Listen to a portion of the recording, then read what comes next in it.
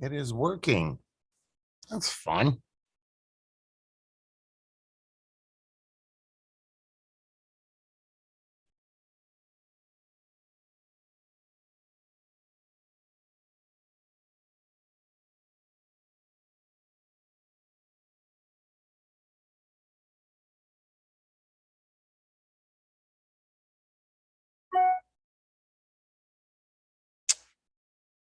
Huh.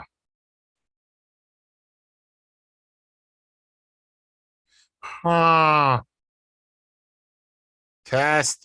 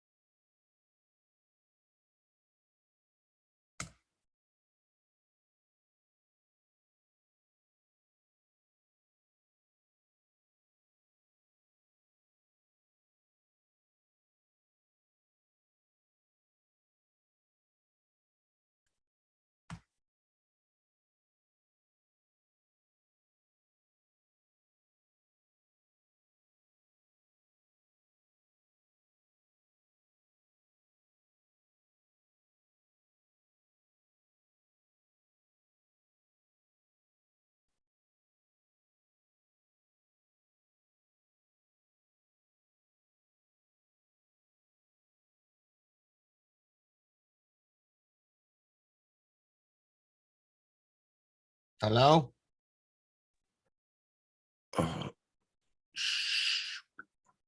What's wrong? Nothing. Nothing's wrong. I just couldn't hit the mute button. It wasn't working. Sorry. Did you just wake up? About 15 minutes, 20 minutes ago. Sound tired. I had, huh? Sound tired. I just probably need to drink something. My voice is a little cracky.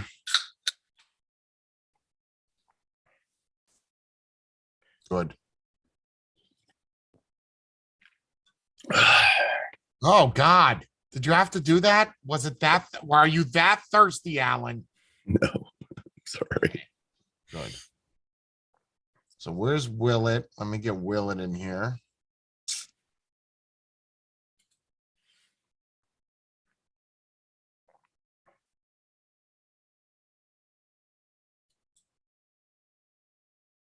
Where is he? Why do I not see him? There he is. Fat Damon. Lance. How's the audio for you guys watching?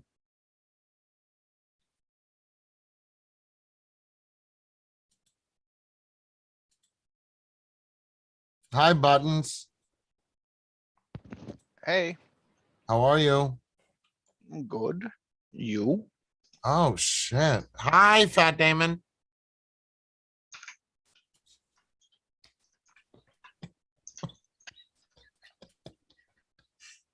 Good. I don't know who half these people are. There's Lance, got Lance.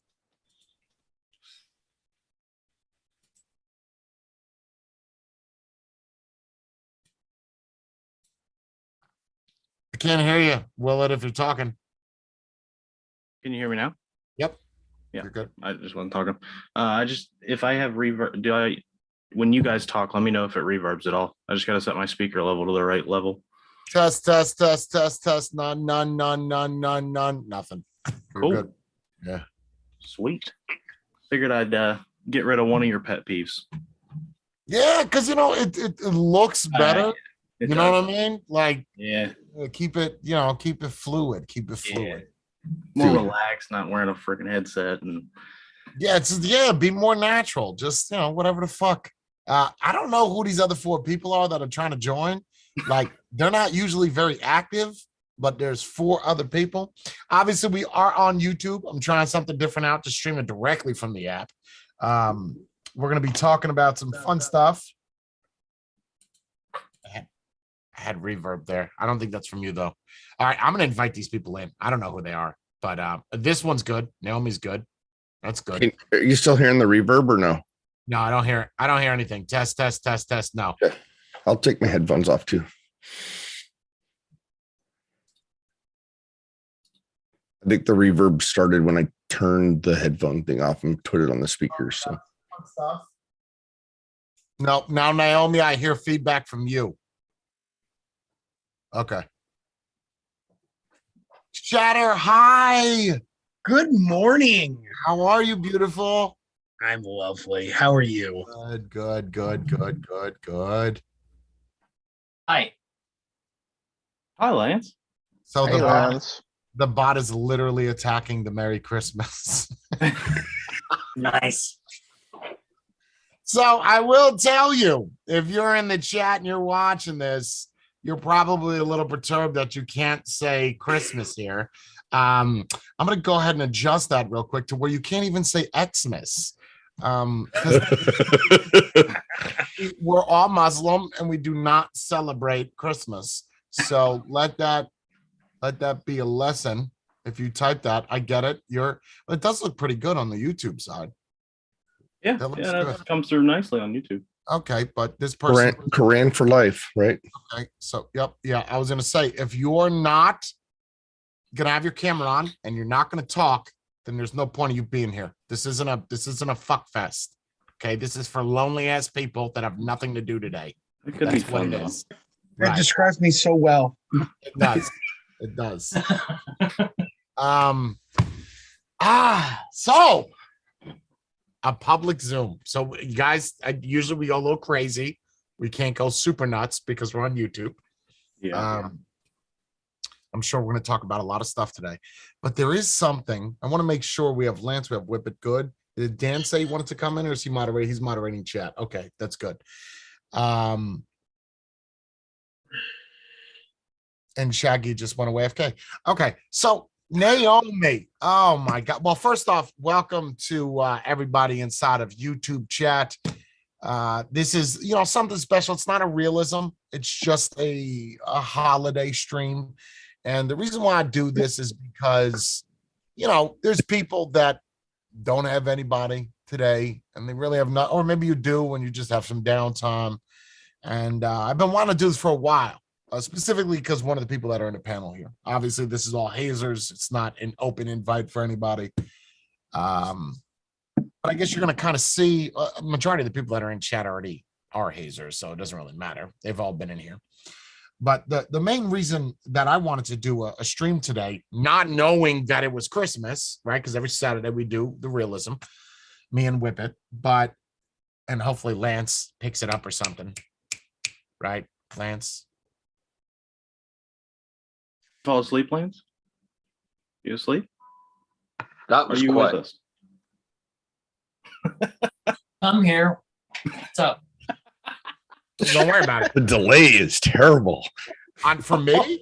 No, for Lance. It Oh, took him okay. how long? Delay. I was gonna say, like I asked that 2 minutes What? ago. So, I think that was legitimate. I feel like it just processed. I don't know. Maybe it was gonna register at some point. But I didn't anyway, hear anything until someone said, "Is Lance asleep?" maybe Oh, it's I taking said- the audio from YouTube. Would make sense. What? oh, Lance, your connection's bad, man. Are you in a fucking basement? No, Are you on no. Wi-Fi? Or are you connected? Well, yeah, I'm on Wi-Fi, but I have Okay, good you're good Wi-Fi. now. Okay, so it's just a little spotty. That's fine. We'll just ask the question 5 times for you. So I was saying that basically, are you back on every Saturday for realism? Yes. Okay, good. So yeah. Anyway, so I wanted to do this because Naomi, right? Like Naomi is in the chat right now, and Naomi addresses themselves as a female, right? And I think this is something that I want to dive into. Now, Naomi knows me very well, knows that I'm very open. I have the most amount of respect that I could have for an individual for Naomi, knowing that what they get into in Discord, for lack of better terms, is abrasive. and it's going to come because a lot of people don't want to take time to learn about transgenderism. And some people feel certain types of way. We all know that I feel certain types of way. So now if you guys, anybody on this panel, right, aside from you, Naomi, if you guys want to ask a question, you ask a question, don't hold back. But I'm going to kind of start this off. And again, it doesn't really have anything to do with Christmas for people that are in the YouTube chat. If you do want to join inside of this, you can join through Discord, go to the $25 tier. It's right there, the link. If you're not in the $25 tier and you are a Hazer, you do not have access to this. I don't apologize, it's just the way that it is. So, Naomi, how are you? Doing all right. Doing all right. Can you hear me? Yes, I can hear you good. So, I guess my first question to you, right? Your pictures, like on Discord, are a pretty woman, right? And those are you, correct? Nope, no audio. Good. Austin. I'll wait. Wow, so nobody else is coming in. Okay, got it. Does it look good on YouTube? Are we filling up the whole screen? Yeah. Yeah, YouTube looks good. Yeah. Big ass Zoom logo over Shaggy's face, but whatever. Oh, you do? I see it. Ooh. It's all right. It's only me. It's only me. Nobody wants to look. Wonder if you could turn that off. There you go, Alan. Look that up. Sorry, guys. Quick Bluetooth issue. Give me a second. Okay, it's not a problem. Take your time. Hey, Alan, real quick, since you're on your fucking computer like always. Can you guys hear me now? Yeah, we can hear you. You're good. Do you hear me? Nope.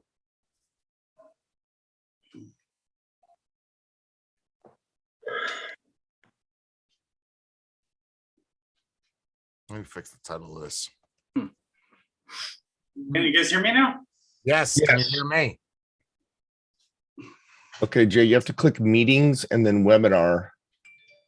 You have to sign into your Zoom web portal. And then Okay. there's a thing called meetings and webinars. And then scroll down to the live streaming watermark, and then you can change it there. Okay. Or turn it off. Sign in. Can you guys hear me now? Yes. Yeah, but now you're spotty. All right, seating webinar. And then where do you go? It's scroll down. It says live streaming watermark section.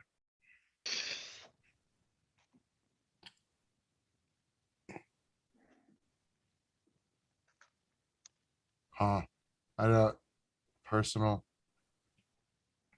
user management, room management. Skip. Account management. Nope. Advanced. No. No, the title of the bot. Oh, you have to click on the navigation panel, click advanced, and then branding, I guess. Sorry. Settings, watermark, meeting schedule, add watermark. Each time you see a portion visible. Did it change it? Does it look lighter now? No, it looks the same. It's not a big deal though. It's only over my chest. He doesn't You really can have a still see chest anyway, so it doesn't matter. Advanced, and then branding, I guess. Sorry. I was nice to you. Right, so Alan's far. gonna open up a can of worms. That's what he's after. Yeah, it's fine. I'll leave it that way. It's whatever. Well, Alan's just lucky that we're on the YouTubes because I would be mean otherwise. You could be mean here. There's We no can do problem that. being mean. It's just we have to be careful about what we're mean about. Does that make sense? Yeah. You have to be relatively Yes. PC mean. Yeah. Alan, you're a fat tub of lard. Shut up. Oh, you're going to get canceled. Yep. Now you're fat. You went too far with it. Oh man, right off the gate. Recording. Yeah, I don't see an option for it, even on the back end. You have to pay for a higher tier of Zoom to get that to be removed. Of course you do. Yeah, whatever. All right, it doesn't matter. Whatever. It just says fucking Zoom in the corner. Who cares? Okay, so back to what I was talking about. Naomi, do you hear me better now? Yeah, I do. Can you All hear right, me? perfect. Yes, perfect. So question. right? Everybody is, so you heard everything I said in the beginning, right? I did. Okay. So the question is, right, like, so you're a transgender. You identify as what? As a female. Okay. Trans woman / female. I'm sorry, what was the word? Trans woman / female. All right, trans / female. Got it. Okay. So my question is, being a trans woman female, the first question is do you expect everybody to call you a female or a she or a her?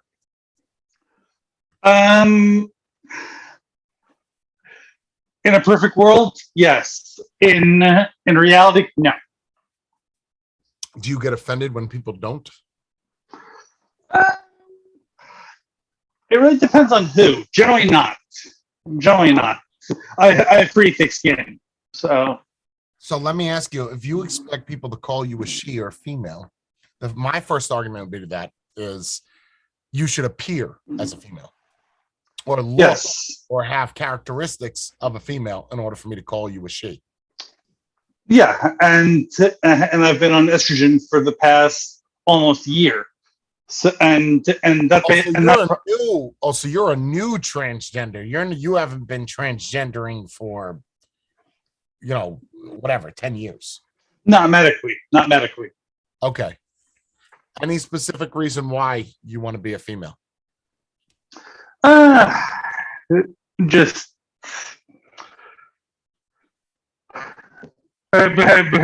before that, and obviously before I joined the Hazers, I was pretty just pissed off at the world and just weird. Audio is bad. Audio's bad. It goes in and out, and then it doesn't turn to. The gain is really high, so it's very loud, and then it's spotty, like it just shuts off and turns on. All right, so maybe I'll just use my mic. Yeah, we got an echo, like not an echo, but like a chamber, but it's still fine. It's better than what it was. Okay. So go ahead. So you obviously don't know me from back then, right? So I was just pretty pissed off at the world and just not really productive. Okay. Just because I wasn't in my own head, as it were. Even during my schooling, I was always considered weird. In fact, a lot of people at the time probably thought or considered that I was not right. So basically what you're saying is the reason why, so it's not that you didn't feel like a woman, it's a much more involved discussion than just that. Right. Well, I guess the question is, right, like, okay, like for instance, like if I was to talk to you on the phone, right? Like I don't know you just pick up the phone. The first thing I would think of is this is not a woman. I would call you sir, right? Just out of respect for talking on the phone. Right. So doesn't that intervene with what you want to be called? No, because there actually are voice coaches and things like that, which you can go to, including on YouTube, which will actually teach you how to feminize your voice. And there's also medical procedures to do the same. Are you going to do those? Are you going to do the medical procedures to sound more womanly? No. What? Why not? Too new. Okay. There's a certain benchmarks for certain things like SRS or GRS, depending on what you want to call it. You basically, no doctor will sign off on it unless you've been on hormones for at least 3 years. Now, is that only in Israel where you are now, or is that in the U.S. as well? Or that's it. that's international guidelines as defined by PATH, WPATH. So wait, your final goal at the very end of all this is going to be as feminine as possible, and if that surgery is available, you're going to be taking it. Well, you see, everybody's journey is different. Not everybody goes through a voice feminization. Not everybody goes through a facial through FFS, which is basically reconstructive surgery to make you look more female, or GRS, so on and so forth. Not everybody goes through those options. They're available, but they're expensive, and some people just don't need them to feel right in their own skin. So right, but okay, so all right, hold on. But when you say to feel right in your own skin, but if you want other people to address you as a she or a her, my biggest argument towards transgenderism is whatever you want to do with your life is your life. That's fine. I'm never going to pass judgment and say, that you shouldn't be a trans or whatever. That's not my role. Okay. That's you. That's your battle, whatever, life choices. But if my argument is that if you want me to call you a she, okay, you should, I don't know about sound like a woman, right? Because there are some dudes that sound feminine. Right. There are some singers that sound feminine, and there's vice versa. There's girls that sound like dudes. So I don't know about the voice part, but I guess if you don't have the voice and if you don't have the looks, then how is one to assume that you're a she? You tell them.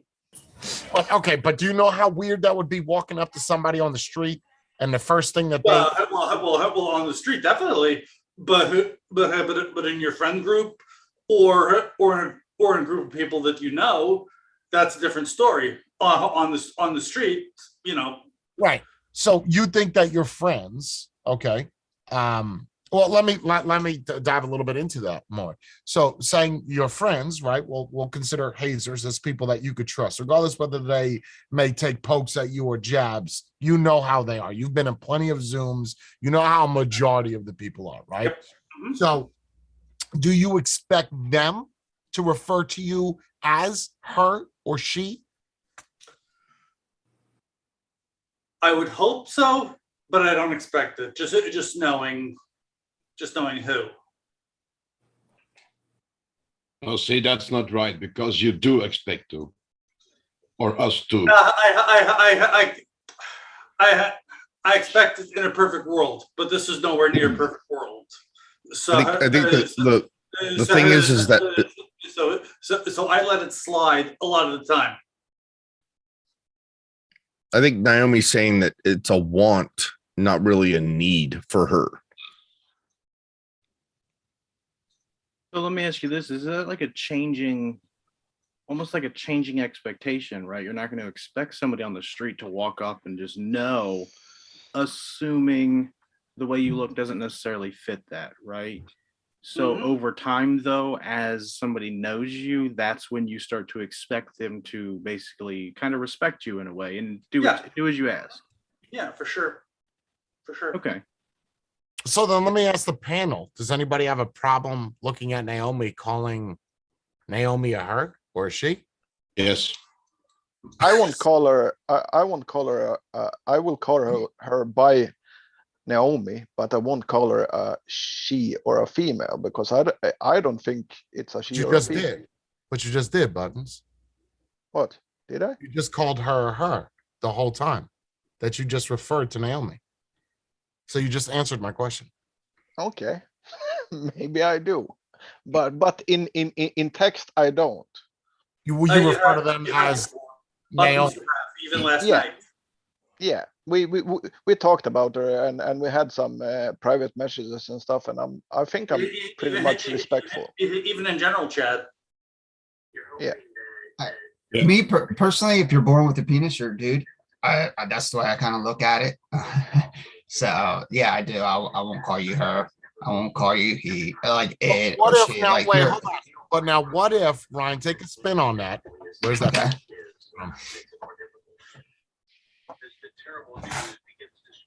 That's you, Ryan. If you have something in Is the it? background, kill it. Yeah, let me kill it. Hold up.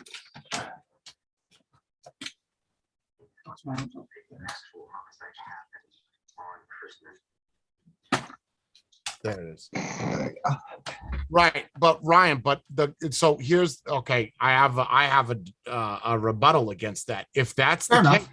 what if that you knew Naomi, and Naomi is always a she, and you never knew that they were transgender? You would refer to them as a she. Because I didn't know that's different. That's Right. not knowing something that, right? So yeah, if he was dressed like a girl, Mhm. I didn't know she had she. If I don't know, How she's a he confused at it this makes you? point, Yeah, right? go ahead. Go Right ahead. at this point. So if I don't know she has a dick, then yes, I'm going to refer to her as she because that's what she looks like. But you were born just Mhm. because you feel it inside doesn't make you A female. a female, right? Right, You know right. what I mean? I think- you were born this way. Right. I Right? think But I just think- because I feel like I'm 80 doesn't mean I'm 80. I'm 38, right? I might feel like I'm 80, but am I 80? No, I'm 38 because that's what right, I am. I get that, but I think the argument is right that even if I want to hear other people's opinions on this too, but even if Naomi was to have, well, let me hold on. So Naomi, do you have plans of cutting your jammy off? It's too early for me to even consider that. When would be the time or 3-year mark. what is it? 3-year mark of hormones. And then you'll decide whether or not you want to. Correct. Okay. See? Because my argument would have been at that point is if you had a vagina, we've Right, had, well, even so, It's not the same. some trans women choose not to have vagina, just remove their male parts. It's called a zero depth incision. If you Right. don't present as a woman, in my opinion, you're not a woman, and you don't even in chat or like I see you now, I perceive you to be a man. I hear your voice. That's a man's voice, and my biggest issue with that is you want to force me to call you what you want. And you did because we had an argument in chat.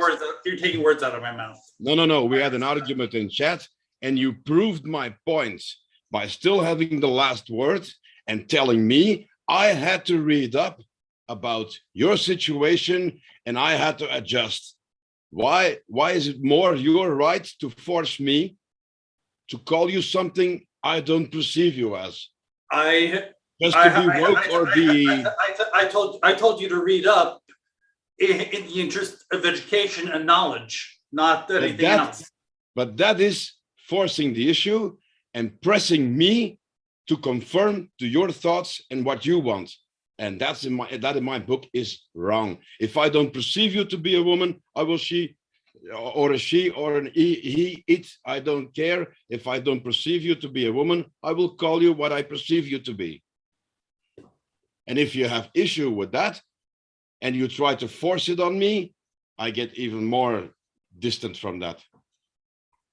You know, the way I see kind of all this stuff is I kind of feel like it's almost, we want a two-way street, right? So Naomi would like to be referred to by her proper preferred pronouns, but at the same time, myself, Matthew, Tony, whoever else doesn't want to have to be expected to just read your mind or even per se refer to that way just blatantly because you asked me to. Now, if we become friends or connected and it becomes there's a mutual respect, then sure. But if every time I maybe misspeak, you feel like you have to go down and preach to me about all of these offenses or the way people are treated or whatever, trying to teach me these lessons, at that point it becomes less of a I'm doing it to be disrespectful and more of I'm doing it intentionally because you want to get on a high horse because I made a mistake. If that makes sense at all. Makes perfect sense. Naomi, how long have you felt this way? that you wanted to be a woman? At least the last 20 years or so. So then why do you have to wait it? Why would you have to mentally wait 3 years if you want to change your body to look like a woman? Felt it Because for 20 years. because no endocrinologist would sign off on it. I get that part, but you're saying that you have to wait because of to decide. If you've been thinking you're a woman for 20 years, you've already decided. You're just waiting for the doctor to okay it, correct? Well, not every trans woman gets their thing removed. Well, because I mean, the ultimate goal is you want to be accepted as a woman. To be accepted, you must fit the role of a woman. Therefore, if you think you're a woman for 20 years, wouldn't you want to look like a woman? You could still look like a woman in the face, in body type, regardless of what you have down there. Oh, and Right, but you don't. But the thing is, Naomi, the argument is that you don't. That's the argument. Yep. That I think that's the argument that even Matthew's posing or Shatter, right? Is I got into a huge debate with I don't even want to call him an ex-Hazer, we'll just say an ex-person that used to follow me, anybody that's been around for a while. You remember, I'm not even going to say their name because it doesn't matter, but there was a problem where I didn't refer to them as she because they wanted me to. And my argument was simple, is if you want me to call you that, then look like that. Other than that, I'll call you by your name. It could be the most feminine of names. That's fine. That's fine. But in my mind, I just cannot process. I'll be out when I'm out.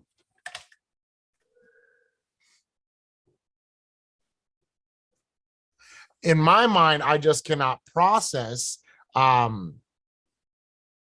you as a female if you don't appear as one. And I think that's a majority of the people on the panel.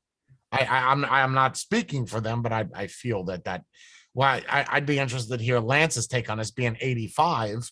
But I just feel like that's something that is a huge step in the again, I'm not a transgender, but moving forward, being considered a female or a trans woman. Why do you want the label as a trans woman? Why wouldn't you just be labeled as a female? Why do you have that part saying, hey, I'm special, I transitioned? If the goal is to be a female, why are you just not called the female off the jump? Because to provide the distinction of being in transition versus being a cisgender female. But why hold do on. you? But Look why at do somebody. You, Sorry. Go ahead, Matthew. Go ahead. Look at somebody, for example, I don't know if it's okay to say the name here. Look at somebody like Blair White. Oh God. You'd be hard pressed to call her a him or a he. Because and they got a dick. They got a dick because it's not chopped off, but she fully presents as a woman all of the time. So if you meet her or in a video meeting, you will see, might even add, as a very handsome woman. Oh God, please! I tear that ass up. I'm just I don't give a shit. I don't care. But the argument is that medically speaking, Naomi's still also in their first year. So the transitional actual period that you'll see the changes becoming of an effect will probably be much later. Yeah, but you said mentally you've been doing this for 20 years. You've wanted to be a woman. So why didn't you go like balls out and dress like a woman all the time, makeup, hair?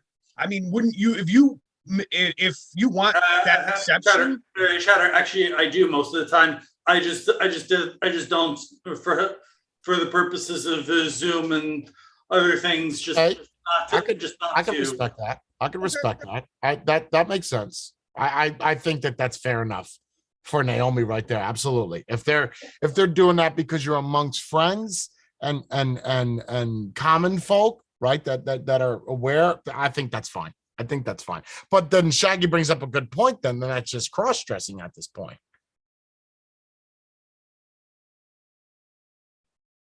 Did my feet die? No. Wouldn't it have to be that at some point though? like it's kind of like that's part of like almost a natural progression in a way. If you have to go through these 3 years of hormone treatment, like she's gonna have to start doing things at some point, at which point somebody's gonna look at it and be like, hey, that's what are you doing there? You know, what's going on? Why are you wearing that? Especially somebody who may know when she was a he and then becoming a she, that like somebody watching that change, that's what's real. Those are the people that are probably gonna be most, I would say, confused with it. And I know with things like this, emotional support when you're doing the transition is a big key. And if we were to see it and you see how much you wanted it, you probably would get less negative feedback. But well, I'm with you, Mike. One at a time. Go ahead, Stan. I'm Don't with talk you, about Mike. cryptocurrency. No, I'm with you. I hope I'm not too loud, but I'm with you, Mike, because Naomi, as the way you present yourself with us on Zooms and everywhere else, we always see you in the current state that you're presenting yourself today. We do not ever seen you in with the way you present yourself outside. So the way yes, and also you typically never see me from waist down. So because my desk covers it and the way my camera's set up. Oh, so Naomi, how old are you? I guess is one question that some people have been wanting to know. 39, turning 40 in February. And it also takes time to become comfortable in this group. Like this isn't the thing I would do on day one. It's a tough group. It's a tough group. Yeah, which is why when I first got here, I never said anything in Zooms. I always had my camera off. So let me ask you something, Naomi. Because I didn't want the blowback. Let me ask you something, Naomi, because obviously there's a lot of people on YouTube that would argue and say that I hate transgenders. Do you feel that I hate transgenders? No, I think you may have gotten certain points not exactly correct in which points are those? I don't recall exactly. They were in previous Zooms. Okay. Right, but the argument is, Naomi, you look like Alan. But to answer your question, do I think you're a transphobe? No. What is it? Do I think you're a transphobe? No. Oh, transphobe. Oh, no, absolutely not. I mean, you saw the interview, right? With the yes, I did. Yes, I did. Utmost respect. You know, hey, if that's what you want to do, and I'm not talking about the rosy one, I'm talking about the other one, the super hot one with the huge cock. Yeah. What's the word for someone who is indifferent, who really does not afraid, doesn't hate, but just really wants no part of it and could care less? Oh, in the trans world, there's either allies or transphobes. Those that are in the middle just don't really have a name. So yeah. Well, I can tell you. You just call me a transphobe then, I guess, because you don't really want to understand. You know, if I don't agree with it, then I'm just an ignorant. No. The Constitution allows for that. They allow you to think what you want, to say what you want within reason, and I fully support get a label. But I get a label. And when you said, "Do you think I hate trans?" When Jay said, "Do you think I hate transphobes or hate trans people?" You said, "I don't think you're a transphobe," and I guess that comes from phobia, fear of, right? Really, a fear of something is not necessarily a hatred of it. Right. No, so it seems like not really the most apt term to describe. But it's used in a larger context. Oh, it's misused. I would say, misused. I would agree with you there, Matt. Yeah, honestly, I grew up in Alan, I grew up in the Midwest, right? I live in Indiana. I've lived here all my life. I was raised in the church. I served in the military, and I've worked in construction or worked in the IT field where I do now. And it's not something that I see on a daily basis. You know, in my work and in my personal life, I don't encounter gay people or trans people, and I'm good with that, honestly. And not that I intentionally avoid them; it's just not a part of my life. And I find that. Let me finish. And I just, as long as it's not in my face and you're not forcing me to conform to your worldview, then yeah, you have the freedom, the personal freedom to do as you like.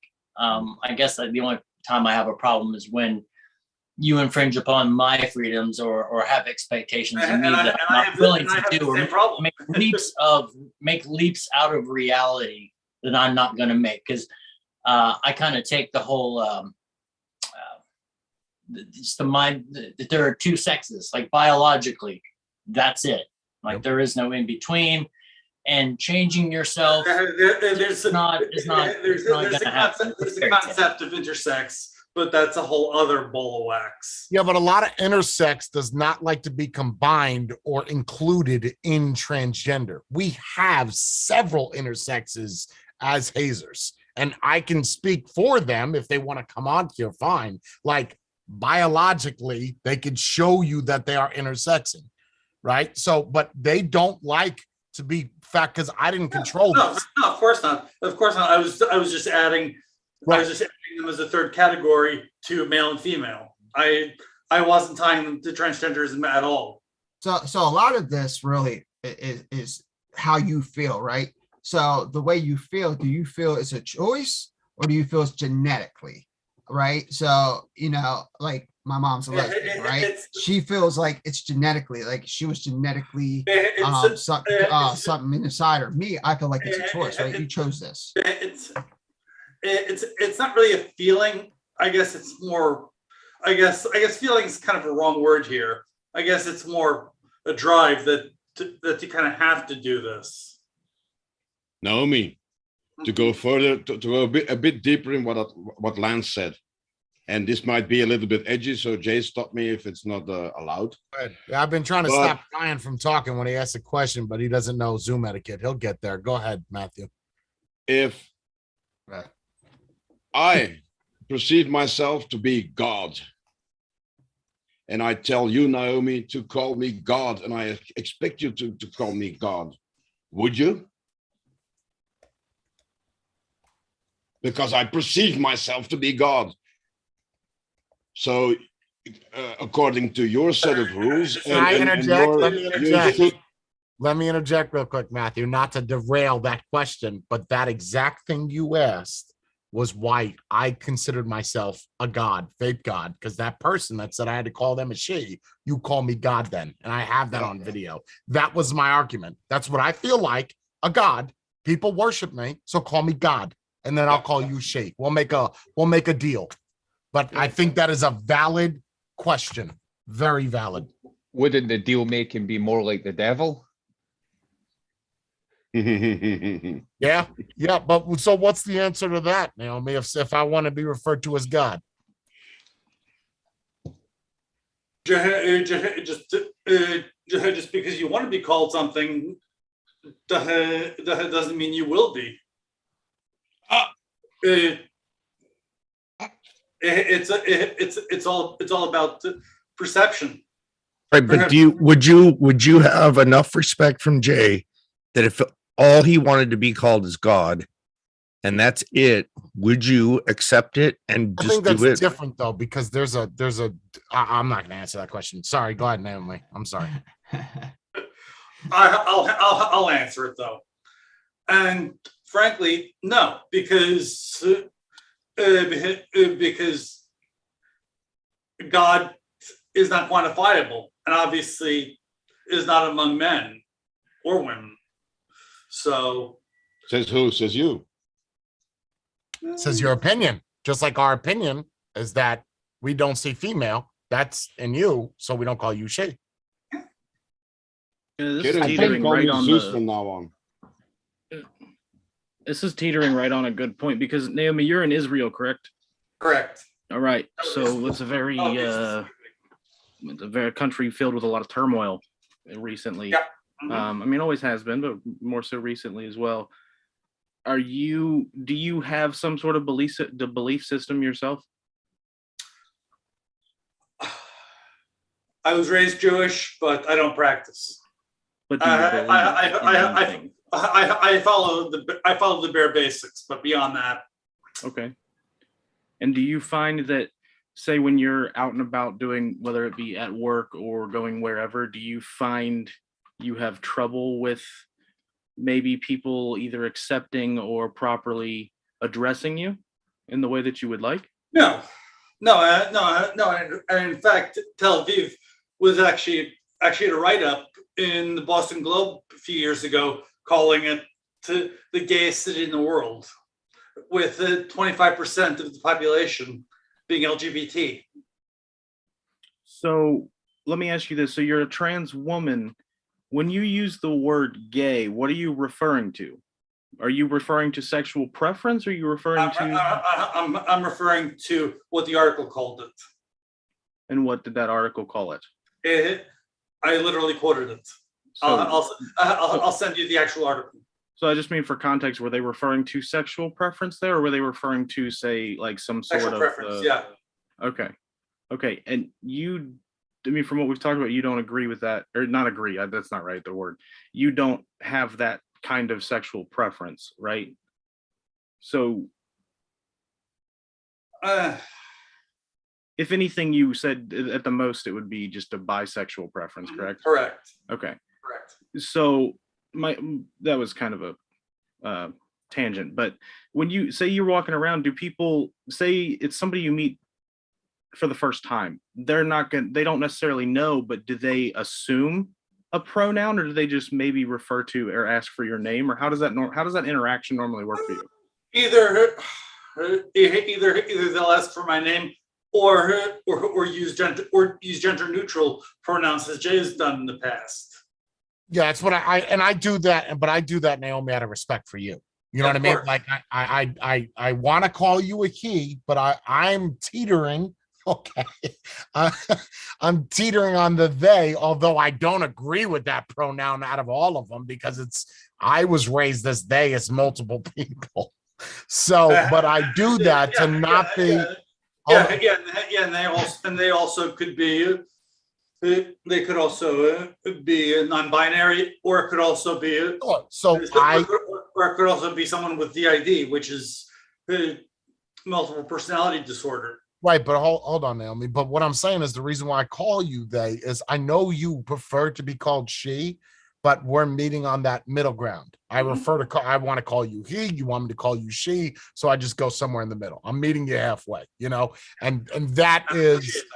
And right, and that's just, whatever, but I'm just saying, and I know that there's people that don't agree with that, and they're on this panel, Matthew being one of them, very verbose about it.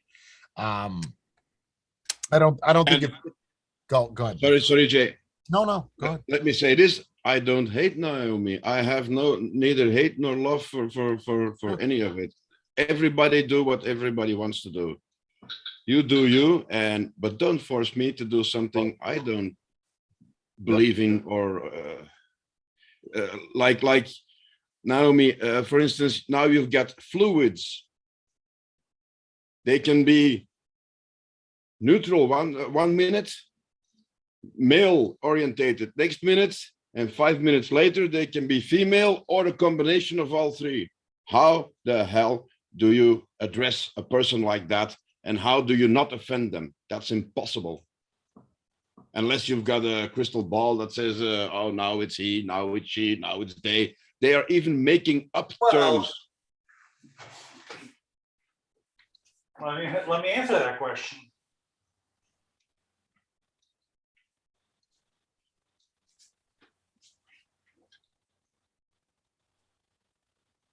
All right, that might be too much.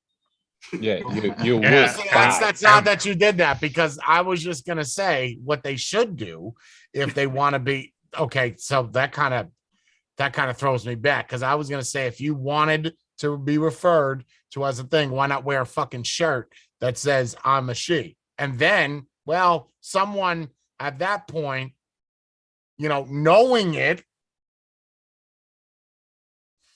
they might be considered an asshole if they ignore that. or try to avoid using it in a sentence, which is what I do. And if I do have to use it in a sentence, I'll either use your name or they. So that kind of answers your question, though, Matthew, is that if they're wearing something that says I'm a she, with labels they can pull off, like in the army. Now I'm this, and now I'm this with Velcro. It's kind of interesting because I think we don't have an issue until somebody wants to actually talk about the subject, right? Because I don't think people generally want to be respectful. I know Matthew, like, he can be assertive, he can be kind of forward, blunt, but he's still always respectful, and he intends to be respectful most of the time until he gets angry.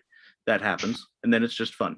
But I think when that happens, somebody meets you, they don't want to just be disrespectful right off the bat. And I think a lot of times people get like almost labeled that way, like, oh, he didn't call me by this. Well, how was I supposed to know, right? If we're going to talk about this subject, though, we're allowed to have differing opinions, one, and two, the point of talking about it is to discuss those differing opinions. At the end of this, I don't have to agree with you. It's nice to understand a little more. However, I'm not being disrespectful still just because you didn't sway me to your side, right? Well, that's the thing, Wallet. Nobody likes to being forced into it.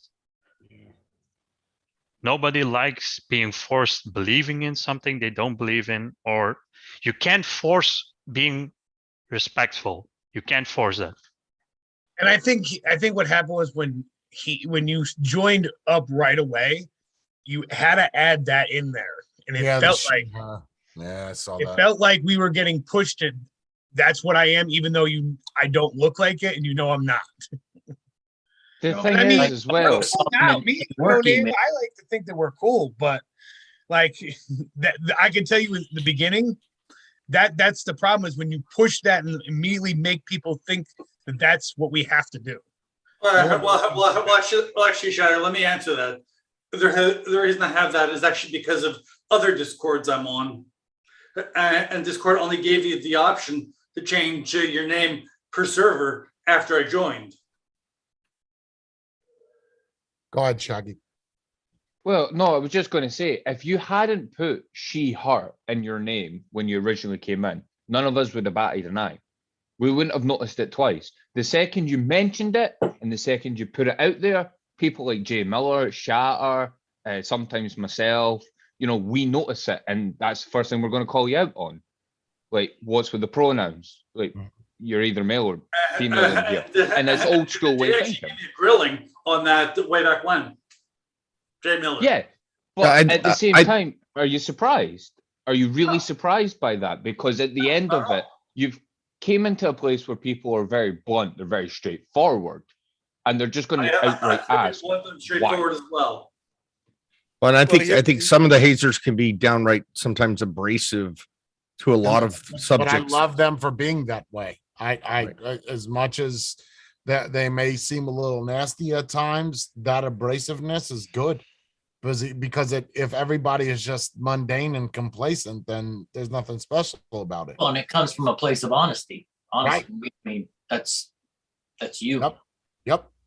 Yeah. And I the whole preferred pronouns, it started to show up in my work. I would start to get emails, and in their email signatures, I would see their preferred pronouns.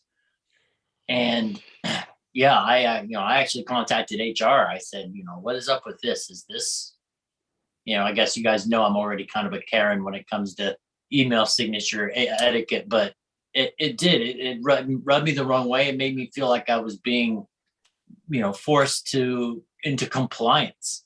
And I don't want that. I don't think that has a place. I don't think it's professional. If you want to change your sex in all appearances, then change your name and look like it, so that there's no question in my mind when I see you. I don't have to inquire about you. So to learn your personal history or read a short TLDR just so that I don't offend you. I guess that's really, it's one and let me answer that. For one, the email signature thing, I agree with you. I don't do it. Second thing is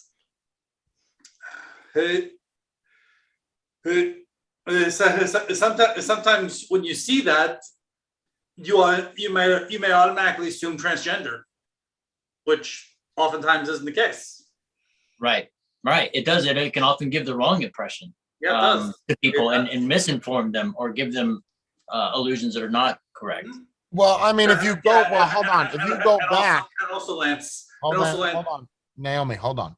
If you go back to old school, if we're going into signatures, I hate to take this route, right? But if we're going into old signatures, there's a little preface before your name. It's called Mr. and Miss.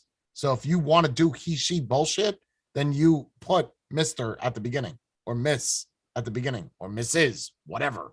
There shouldn't be an option of he, she on the fucking thing. It shouldn't be a thing. That's ridiculous. To some extent, Naomi, the thing with the pronouns being put in your face, I feel to some extent it's drawing attention to it, and like Lance is saying, it's basically being shoved down your throat. So you're basically it's a want. You don't have, it's a want.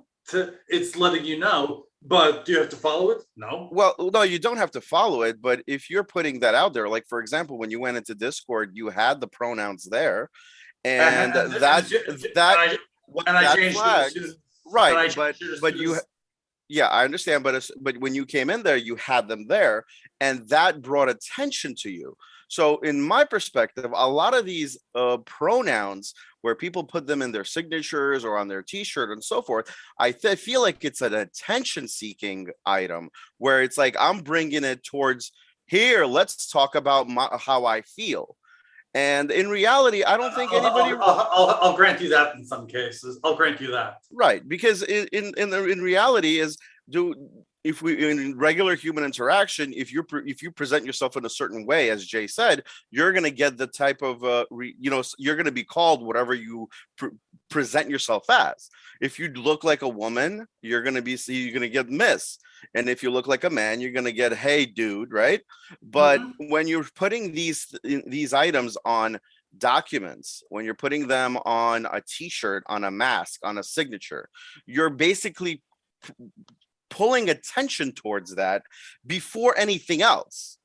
So we're not even judging you as a person. There's a certain feeling that comes in as soon as you see that. And I think that becomes a talking point. That becomes the first talking point before anything else, before I judge your character, before I judge you as a person. Which is why I don't wear it usually. I just wear a black mask. Right, but you have it. So obviously that's an item that is a point. I have it because I got it as a gag for something else. No, but the thing is that when we were talking, when people asked them, how do you present yourself and how do you want people to refer to you, pulled out the mask. So the item is that the first thing before you're judged as a person or someone perceives you in a way as a human being, just as a person, I don't care whether you're a man or a woman. The first topic of conversation that you're bringing to the surface is, how do I perceive you and how do I approach you and how do I talk to you? And it basically that starts questioning, right? We always talk, there's, male or female. That's what Matthew says, right? There's two sexes.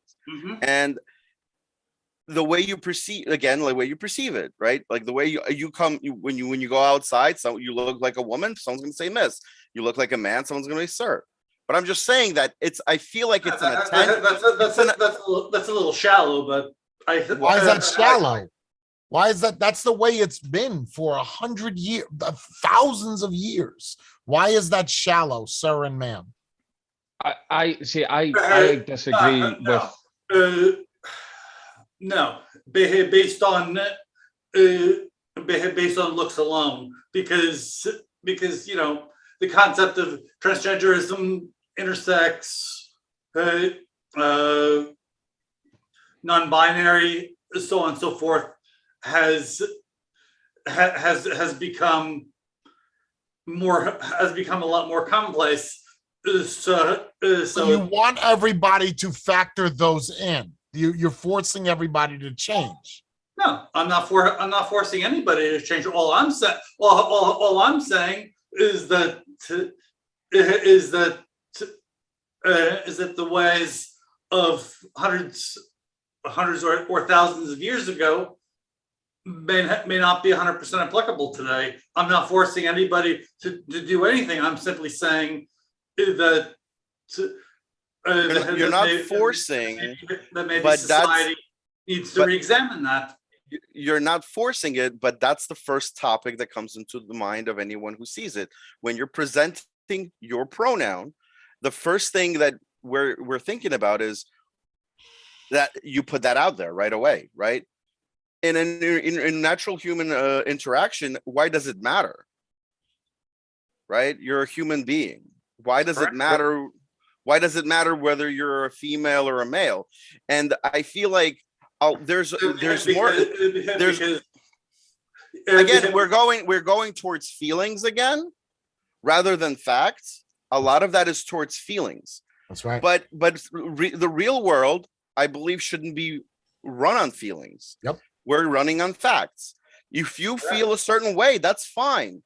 At the same time, nobody cares about feelings where you're doing a contract for a company. Nobody cares about that. We're talking about money. We're talking about transfer of documents, whatever it is. It doesn't matter about feelings, right? Even in government. Right. So why does that matter?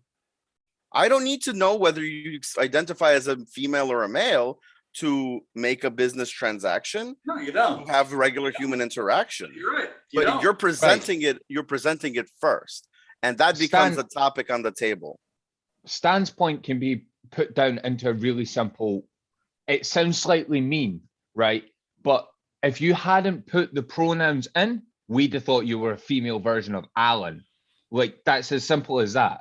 Because at the end of it, we wouldn't have guessed otherwise. You had a wig on, you had a dress on. We thought, oh, that's just another woman. We wouldn't have chased it up. We wouldn't have followed through, and we wouldn't have followed up on that point. If the pronouns don't exist, and there's no need for them to really exist if you are presenting yourself as a woman.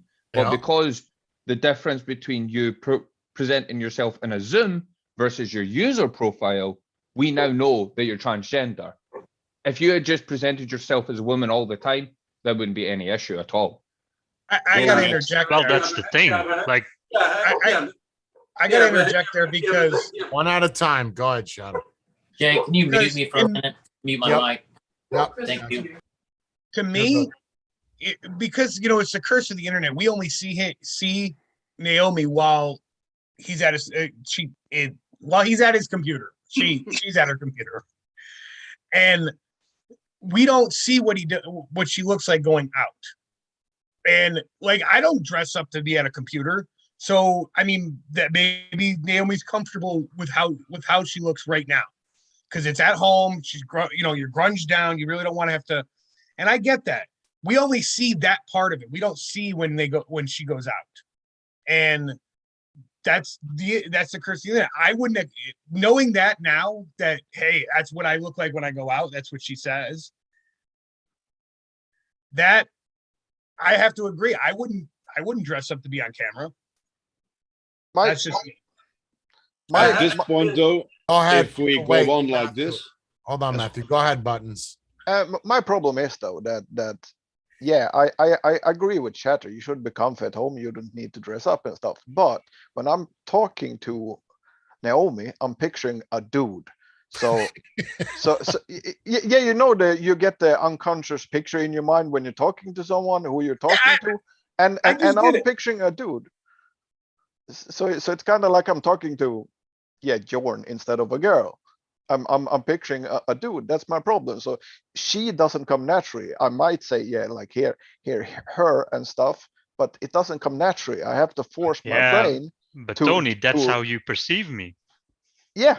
At the same time, like for example, when my wife gets on, when she has to talk to anyone on camera for her work, she will do her makeup and do her hair. That's a woman thing to do.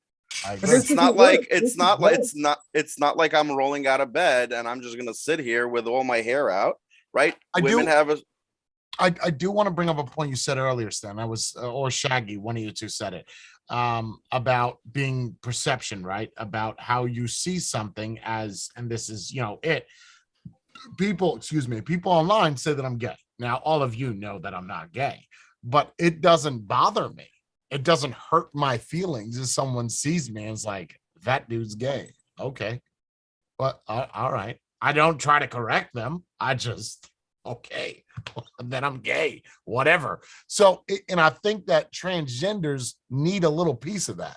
Like if you're complete with who you are or who you're becoming or whatever, then don't worry about someone calling you a he or a she. Get some fucking balls, no pun intended, and or use your balls, pun intended, and say, hey, okay, call me. Oh, that's the thing. Jay, just because you're going... Hold on, Naomi. Go ahead, Jordan. Sorry.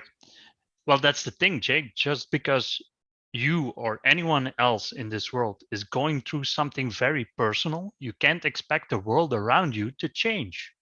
Even if you feel sad or happy or whatever, or you feel the need, or you feel like a woman and you want to trans over to that or not, or cross that or whatever you want to do, you can't expect everyone on this planet to keep in mind your feelings. That's not how this world works.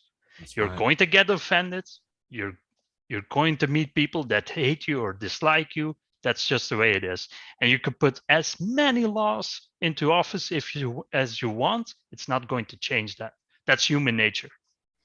And I think at this point, give it 5 more years. Sorry, Alan.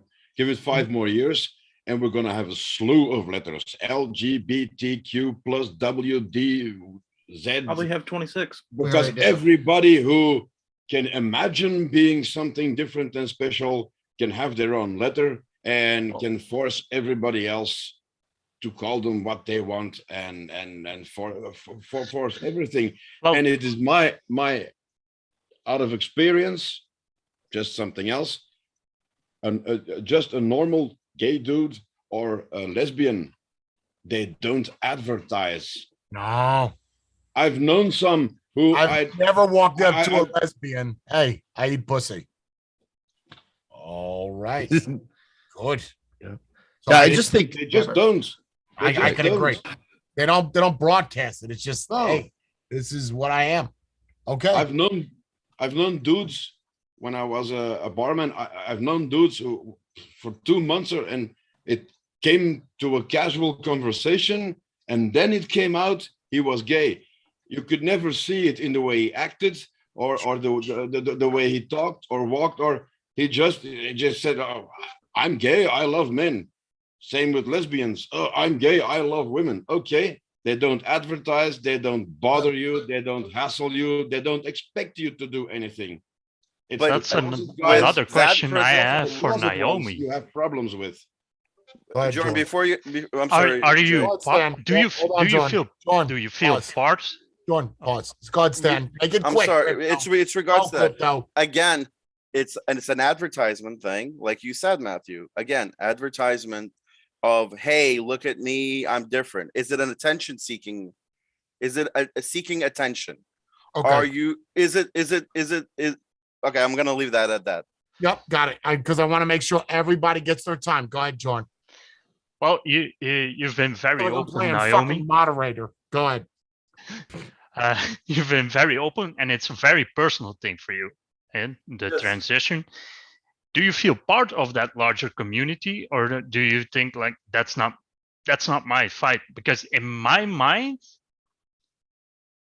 having all these groups have their own agenda and still wanting to be included seems counterproductive. Like, have your own thing, but still want to be included in society seems weird to me. But that's just my personal view.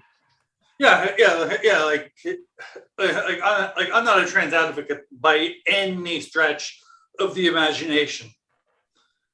I just consider myself part of that class. Am I a trans advocate or anything like that? No. I'm simply just a member of that class. Okay. I also believe that there was a time in this world where you had the right to be offended, and now everybody wants to take that away. Like, everybody should be able to accept being offended and move on. Being offended is just part of life. I mean, the second we start tiptoeing around people trying not to offend them, what does that say about the world? Yeah, but softer people are more compliant.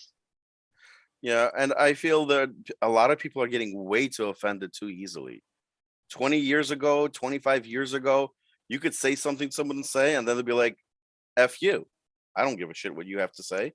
Now it's like, oh, I'm offended. I'm like, well, you have the right to be offended. And if you don't like what I have to say, you could walk out, or we could throw hands. Whatever you want. I think it's kind of interesting because it's almost a misunderstanding, right? So just to use this as an example, Naomi, you come into Discord and you have the she/her label on your name, and in my mind, I see it. My first thought is, here we go, right? Now, if somebody took that, they could run with it however they want.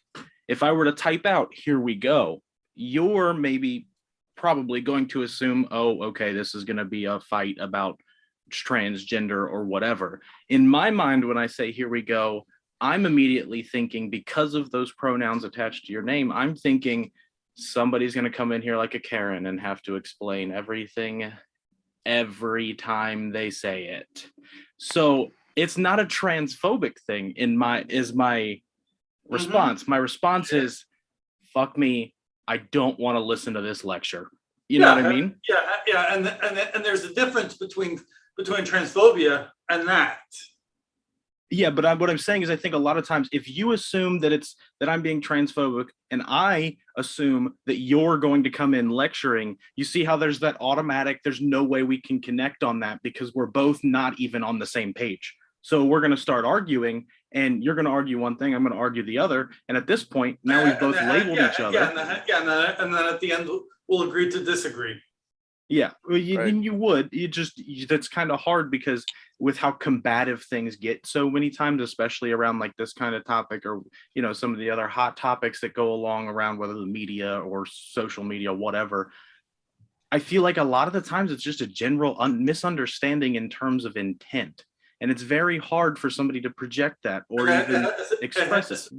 Especially in text. For sure. Bree read one of my messages the other day out loud before, I think it was before the Wednesday stream.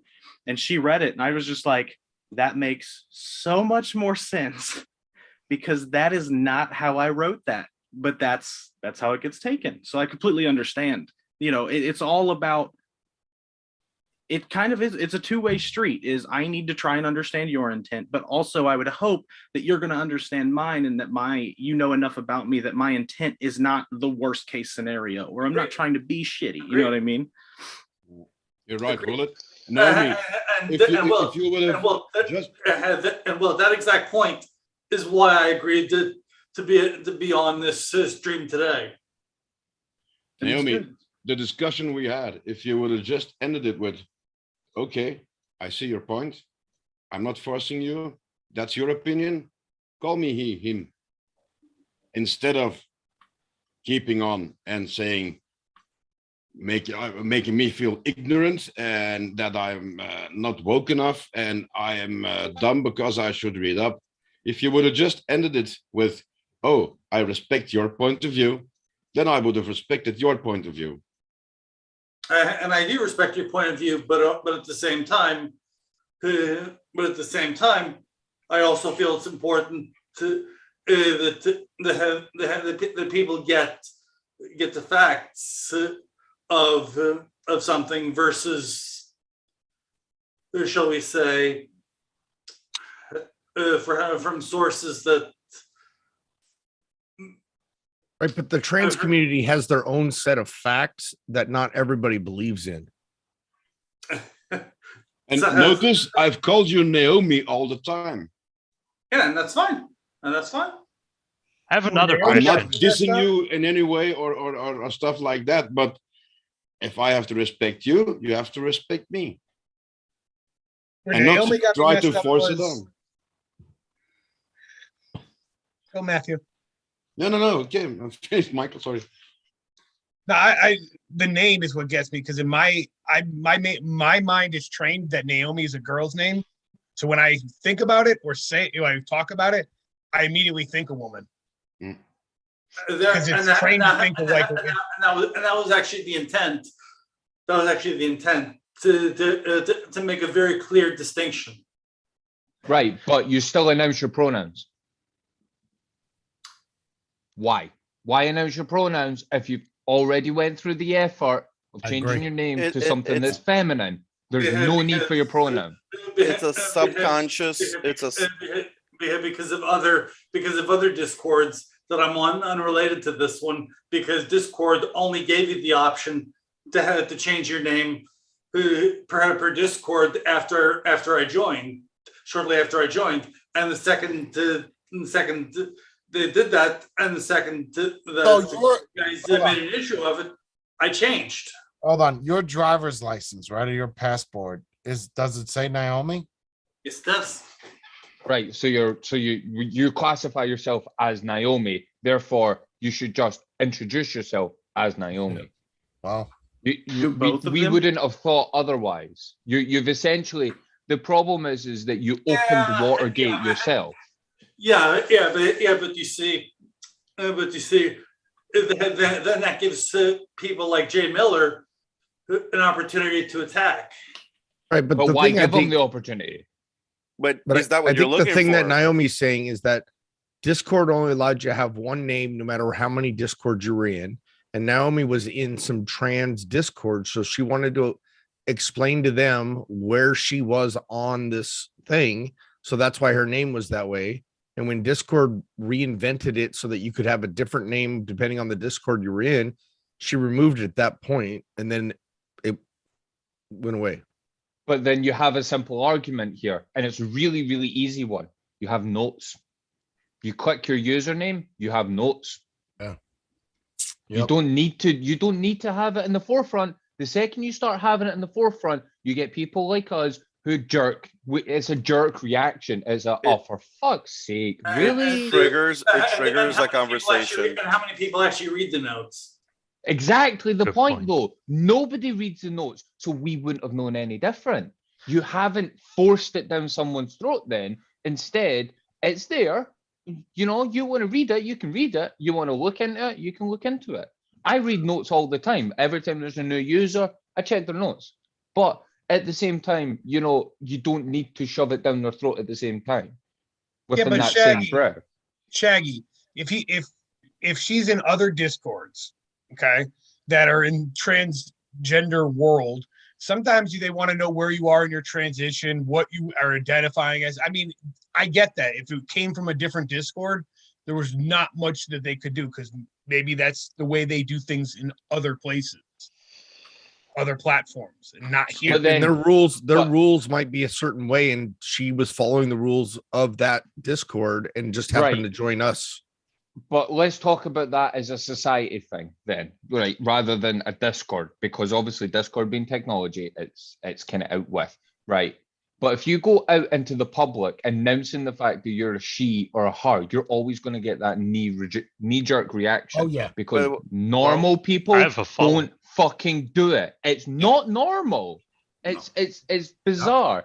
And I understand that there's a need. It may not be normal. It may not be normal for the community at large, but within the trans community and the trans ally community.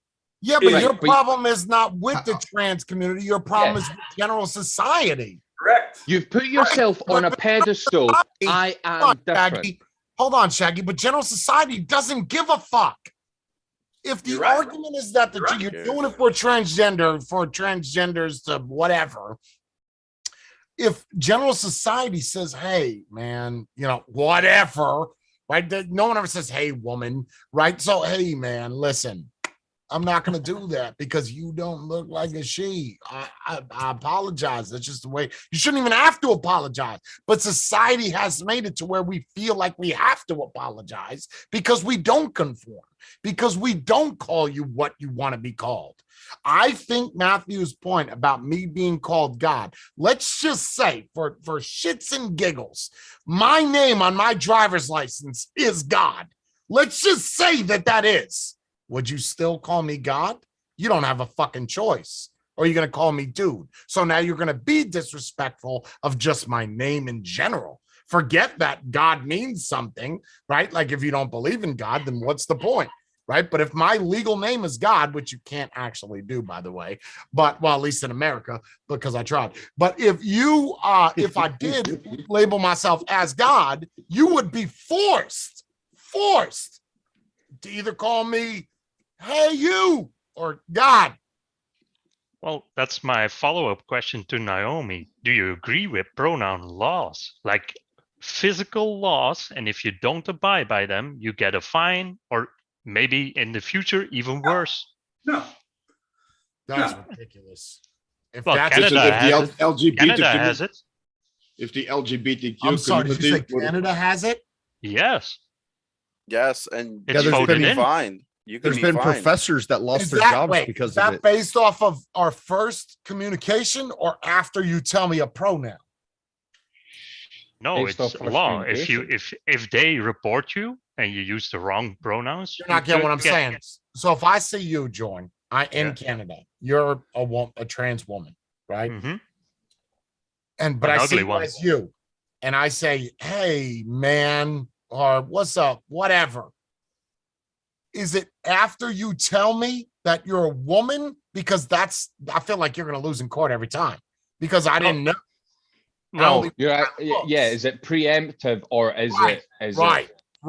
right. I believe it's classified as verbal. There's also the burden of proof on Jorn. Well, actually, on you, Jay.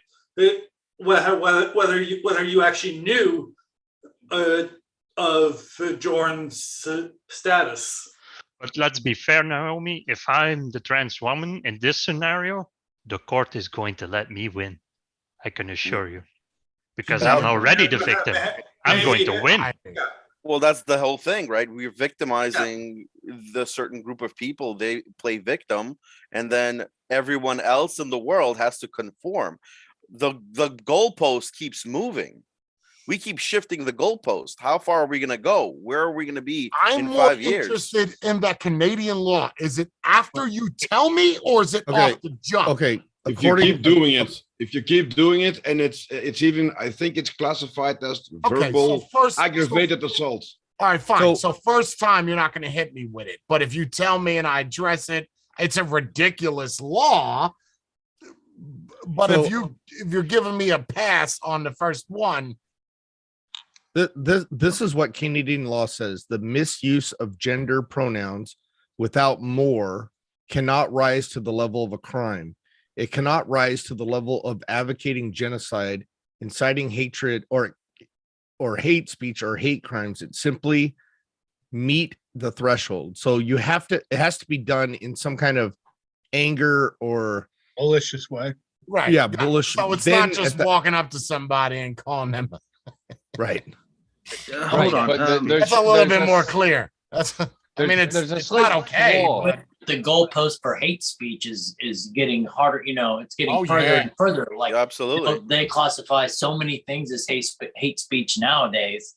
Like, that's kind of, it's all circumstantial, really. Yep. I have the law. Go ahead, Shadow. I have a question for you, Naomi. You are, according to paper, you are a woman. Okay. Yes. So, like, when you go to a store or someplace and you got to use the bathroom, you use a woman's bathroom, right? Yes. In Israel, that's actually law. Okay, so,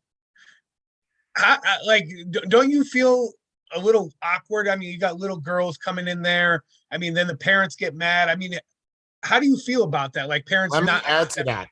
I'm going to interrupt, Shadow. I'm going to add to that. You go into a high school. If I go into a high school right now Fuck that. An elementary school. I'm there to visit my son, right? I would use the boys' room, right? Because I'm a man. You see Naomi walk in that has a penis that, still subconsciously a man. You leave the stall open, whatever. You're standing up and peeing. And you're in a little girl's room now in 5th grade. Oh, that would never fly. That would never fly. I would fucking hope not. I would. Well, how would it never fly? If, let's just say you have a child and your child is in school and you have to use a bathroom, how would it never fly? It has happened. So absolutely. I feel like it flies. And in fact, Matthew, I don't know if you remember, but this is the exact conversation we were having about bathroom issues. Yeah, I say, I still stand by that. If I see a dude with a beard coming out of, if I have a daughter in a restroom and I see a dude with a beard, totally manly, going into that, I'm gonna knock the fuck out of him. Okay. Well, let's not even go further than that. What about? Well, keep that in mind. I said easy, Matthew. You ignored me, fucker. Okay. How would this be if it's a high school student who's male but identifies as a female, right? In high school, and how does that work? You have a boy going into a girl's room. Bump that. What about kids that are prepubescent that are taking the pills and I don't think it's even legal because of consent, age of consent. Consent for what? What I was saying, but there was just an incident when a trans boy was dressing up as a girl and went into a girl's restroom and did some terrible things to the girls Jay that wants were to in say there. something. Alan, just hold on. First off, try to not talk about little kids. Okay, number one. Number two, but what I was going to say is you could even go a step further than that and saying that, there are certain countries, I believe, I may be incorrect here, that there's this whole prepubescent.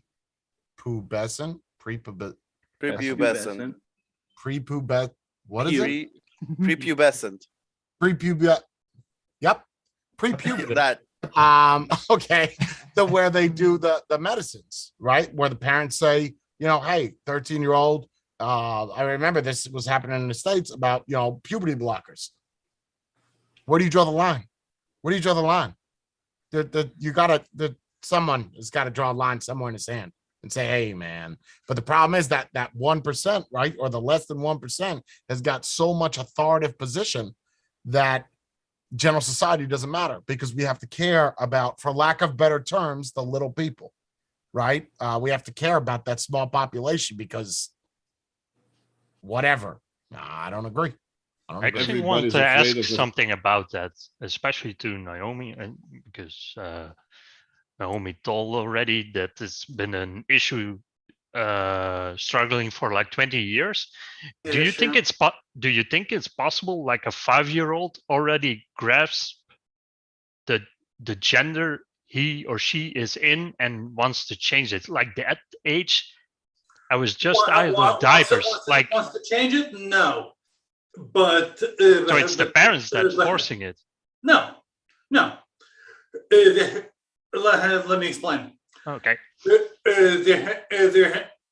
Children that are 5 years old may feel wrong in their bodies or what have you, or have characteristics that are not, or interests that are not aligned to their gender, but they don't have the cognitive ability yet to understand what transgenderism is. What do you think that age is? What do you think that age is, Naomi?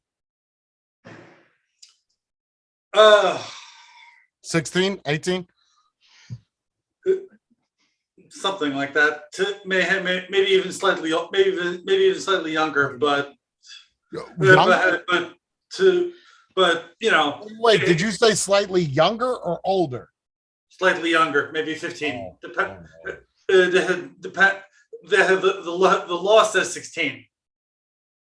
Well, the difficulty and Israel, right? Because In the I'm pretty US. sure it's not 16 in America. I don't It know. is. What's the It what's is. the age of recruitment for the army? With parental consent. Well, that's the difficulty with age. It's really tough to generalize. Like you take Because 160-year-olds, and they all have different life experiences. Like one 16-year-old, and you talk with him or her or whatever, he could actually have the life experience of a 25-year-old. 18 in America.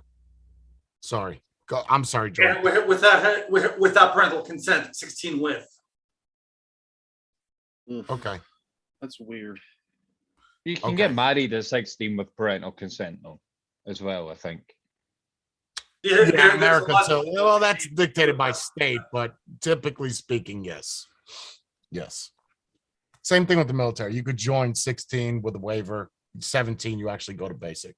Yeah, you can. Naomi, does your U.S. passport, did it change as well as your Israeli passport? Not yet. Thanks to COVID, the U.S. embassy has been closed and only processing emergency applications. Okay. Of course. I mean, I guess it. So how does that work? The only option I have to get my passport renewed with my name change and such is by mail, and that means sending back the original document, and we all know how spotty mail service can be. Yeah, for sure. That's pretty tough, and that's whole government issues. But also at the same time, it's not like anybody's really traveling right now, anyways. So it's not really that much of a concern. Is it something I want to address in the future? Yes. Is it a burning priority right now? No, because I have a burning question, Naomi. Mm-hmm. So when you go to the bathroom, do you sit down or do you stand up? Completely unnecessary. Right. I said them when I pee. I'm terrible jokes. Terrible jokes. Let me go get a water. Take it away, Alan. Do that. Yeah, Alan, you're doing great. So to kind of refresh. Go ahead, Tony. If you got a question. No, I have a question. On your passport and your ID and stuff that you have that you're female, are you dressed as a female on the photos there? I only resubmitted the paperwork for the female gender stuff last week, so that hasn't actually come through yet. It's still technically male on my current documents. Are you going to dress as a female on the photos? It's already in process. Okay. I think it's kind of interesting because we kind of talk about all this like things that should be normal or whatever. To the whole Discord thing, like when you come in with the name Naomi, right? We're all gonna assume Naomi. I'm assuming, I don't know how, if there's a difference. That's always an argument, but you come up with that name. That's like we said, like Tony said. I assume you're a female, right? You show up with a she, her. It becomes. But you see, then the problem becomes the first time I get on a Zoom with you folks. Well, that just becomes almost like a discussion point. Like, hold up, wait, elephant in the room kind of thing, right? But you put Naomi, she, her. I mean, if we're being completely normal, my first response is, I hope so. Like that's kind of addressing the obvious and the way you appear. But is it so bad? Like you said, you didn't turn on your camera for a while, which is fine. You have to get comfortable. And then once you're comfortable, you turned it on, and then it becomes maybe a timeout, stop everything. What in the hell's that? Right. And it's not meant as a, what in the hell, that's crazy. It's meant a, maybe just a little introduction. Hold on. Clear the channel. Look at Alan, how he's smiling, how people are ripping him apart in YouTube. He's a glutton for punishment. I hate to interject, but let me explain something, how you would have done that properly, Alan. Watch this. So real quick, I just want to know, do you piss standing up or sit down? Right now, that would require an answer. they answer, okay, because the reason why I'm asking is because, well, when you stand up, you know, like you could have made that a joke. Your delivery was off. The way you asked it and off. The fact that you're smiling, that people are ripping you apart in chat, you're fucked up. I think you're transgender, Alan. Go ahead, take it away. I think Alan's a sadist or a masochist or something. I A don't know. fucking weirdo. It's all good though. It's Alan being Alan. It's fun. So go ahead. I'm sorry for interjecting. I had to say that. You know, now that we got somebody new, Kyler, how do you feel about what you've listened to? I mean, for the most part, I think it's all messed up. That's just my opinion. You don't have to say that's your opinion. Do you? So, like, you're young, right? So you're what, Yeah. 22, 23. 23, right? Yeah. Do you know a lot of transgenders? No, I only know one. Did you go to school with a lot of transgenders? Yes, like 4, You did? 5. Yeah. Did they get treated normal, special, the same as everybody else? For the most part, the same as everybody else, but they always stuck with the group that, you know, is on their own, you know, not really standing out, if that makes sense. You know what I mean? Like they have their own group of people. Let me also say something as well. And this is medical fact at this point. Well, not fact, but there's medical research to suggest that those on the autistic spectrum are 3 times as likely to be transgender. That's not a good thing though. It's not. That's really bad, because if you're on the autism spectrum, right? I have ADD, so I have an attention span problem. But if you're autistic, that means your brain isn't going down one path. Your brain's going down 10 paths at once. You're not thinking clearly. And that's probably why we're associating transgenderism with mental health disorders. Not to say that every case is a mental health disorder. And for a long time, it was actually considered and treated as a mental illness. But it is a mental illness. It is, isn't it? Gender No. dysphoria. It's no longer in the DSM. No, it's not classified as a mental thing anymore. What do you mean no longer? When did they remove that it's not a medical diagnosis? In the DSM, I believe they removed it. I actually think that What the might fuck have been is the the 90s. DSM? What? Go ahead. Yeah, what is that? Okay, this comes from Shut up. my girlfriend. Dick But fucking manual? Like, what is that? no, it's Wait, the, but hang on. Willet, you deserve a break on that one, because Jay moaned at you for pronouncing an acronym on STEM. I don't know what DSM is. Fuck up, Shaggy. I don't know what it is. What is the DSM? The DSM is the book of psychological disorders. What does it stand for? I don't know the name. And don't use it as an acronym. Just say medical books. Go. Okay. No, I think it was either in the 90s or the early 2000s they removed it. You always make me feel like a peasant. I've never heard of that in my life. It's no longer The a Diagnostic medical and Statistical Manual of Mental Disorders. It's basically the textbook that mental health professionals use to form a diagnosis when someone comes in and tells them their problems. And they say, oh, yep, you fall in this category. According to this book, you have schizophrenia or you have whatever. It's a diagnostic. Prerequisite for diagnosis. Just a heads up there. Just a heads up, Mr. Smartass is in the fucking chat. I'm going to pull an Allen for you. You're all fucking wrong.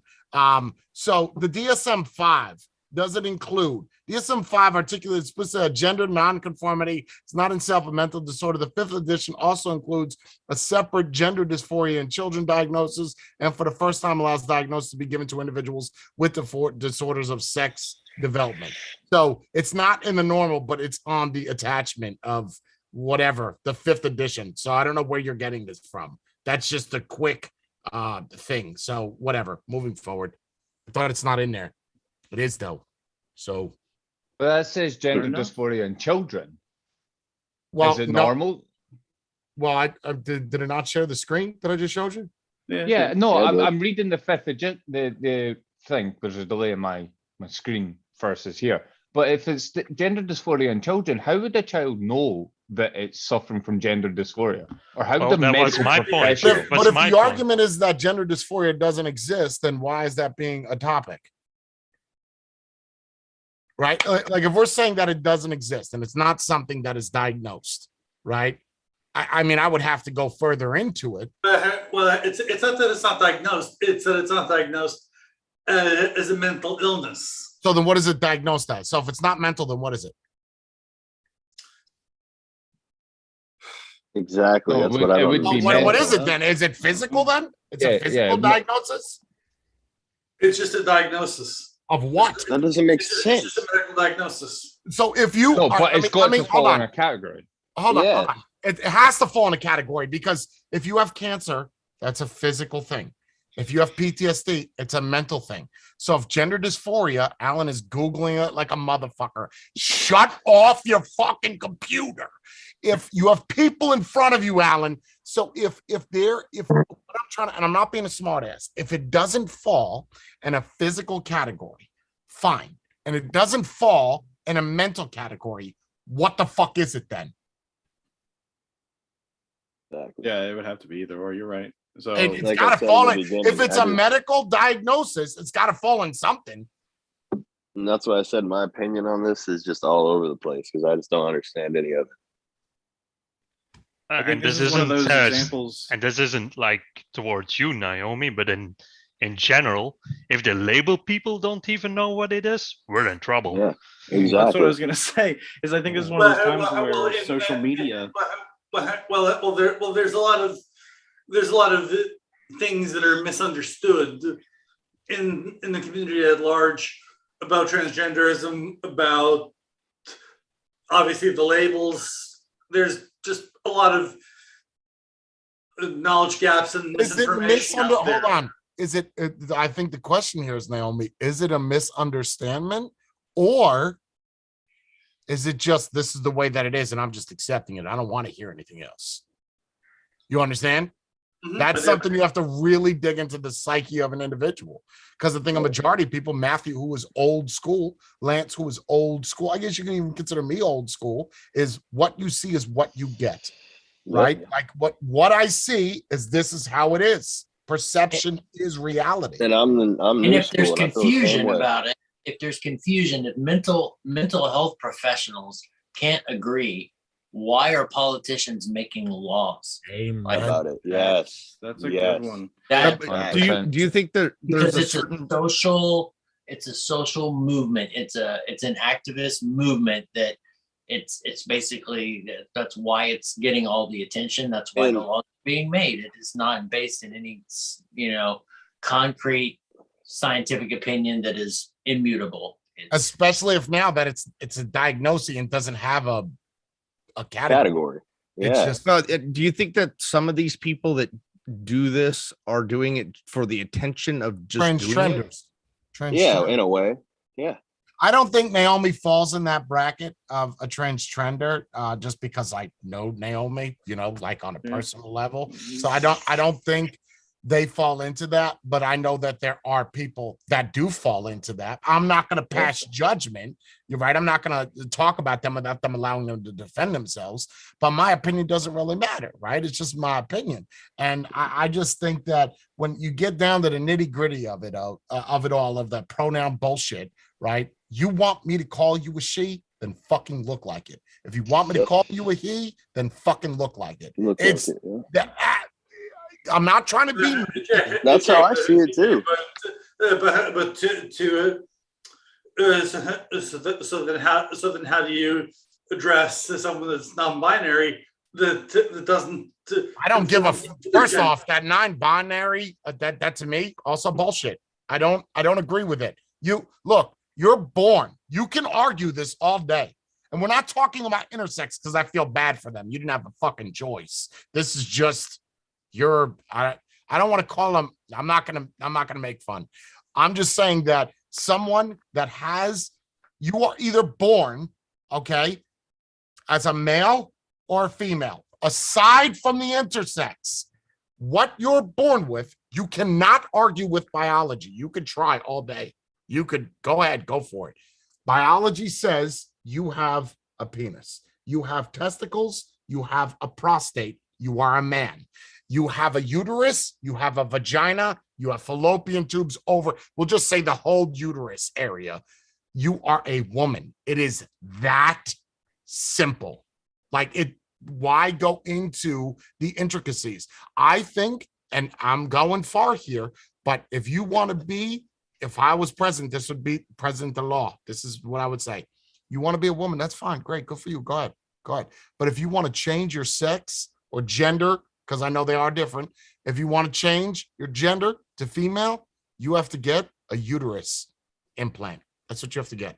Even if it's unusable, you have to get a uterus. And now you're a woman. That's all. Well, and I think the extent of any not a vagina, a that- uterus. 3D printed uterus just the sitting in extent there. of the legislation should be just where it stopped at. Can two men get married, two women get married? Can a man that was a woman get married and a man that was a woman get married, so that they can have the health benefits of their spouse, or that they can leave them all their stuff in a will? Sure, that's fine. Go ahead and do that. But when it goes beyond that into letting people use different restrooms and all that crap, that's where I draw the line. It's as simple as that. Like if it impacts, when it begins to impact me in a social reality, that's when I have a problem. But if it's just to make your life in your finances and all that, that's fine. Do that. Whatever. Well, doesn't Tony, affect as long as there's a thingy in your pants, you go to the boys' bathroom. Yep. I think it's funny because, like, good job. We Matthew. have an old adage, right? The old saying, if it looks like a duck and quacks like a duck, it's a duck, right? That's just how the human brain works. You see something, if that's what it is, that's what it is. So everyone's trying to fight up against that. And now we've gotten to a point where we're at one of those seeming to become more common points of the science is not up to the social standard. I mean, and that draws a direct parallel with vaping, right? Is there's no science that has gone on long enough to say the effects of it. We just decide to go ahead and implement a bunch of laws for the same shit. You just demonetized my stream like that. One word, vaping. Really? Yeah. Damn. That's all right. That's okay. Oh, that for me, my personal opinion is like, I don't agree with pronoun laws. Wait, you have to leave, Alan? Speech in law? Fucking kidding. I should even out though, because it'll be 5x5. I haven't been up for very long, and my son is wanting to open presents, so I have to go take care of it. Sorry. Go. Anyone else want to Google? I need to swap out. Go ahead, Jordan. For me personally, like the pronoun laws is a big issue for me. Not because it affects me personally, but putting laws in effect to affect speech, that's a dangerous thing to do. Second thing, and in the US may not even be constitutional because yeah, thank God for that. Yeah, but there's a lot of countries that don't have freedom of speech. Like I'm sure in Belgium, you don't have freedom of speech. I think we're the only country in the world where you might get repercussions, but you could say whatever you want, whether or not. And the second thing that I have serious issues with like you, Naomi, I don't know your age. You're an adult. You go ahead and do what you gotta do. I don't care. But like the stories that are coming out, like in my eyes, are children like 5 years old, and they're going ahead with like these hormone treatments. That's forced upon by the parents. And I want to talk. You can't even get hormone treatments or blockers at 5 years old. Well, and in Netherlands there is a case. I do want to. It has to be at minimum, or at minimum at the start of puberty. Hold on. For that, Naomi. So the DSM-5 does have gender dysphoria listed as a mental disorder. It does. It does. 100%. And I want to talk a little bit about the hormones, because me being a young age, destroying my hormones, I know what it's like. And I think anybody under the age of 20 years old that's doing hormones for any reason, they better know what they're doing. And it better be professional, because if you don't, that's why you get tracked and monitored through blood tests. But these kids are not doing that. Be an option. These You're kids not are even not a doing fucking that. adult yet. Like Exactly. it should not. You know how many times there's a lot of transgenders, right? Like I follow a lot of them on YouTube, and I don't go in there and troll. Like you guys know how I am. I'm very respectful, right? But at the same time, there's a couple that I'm subscribed to where they're I always fuck this up. Trans man. That's where you're going to be a man, right? Trans man, trans mask. Okay, so that's there's a lot of them that I'm subscribed there, but there's two that, well, it's not some, it's only two, but there's two that got the surgery at 16. Now they're not from America, but they're now older, and they wish they never did it. It's like when you watch Blair White, it's like I'm glad that I kept this, because I've in fact there was a case in the UK. Somebody actually sued the NHS, National Health Service, for basically failing to stop them. Right, and that's why I think that age, not only is it an age bracket, but it is a medical thing where you have to be with a shrink for I don't know. I'm just shooting a number out there, 3 to 5 years. On top of you already being 18. If you're 12, that 3 to 5 years does not work.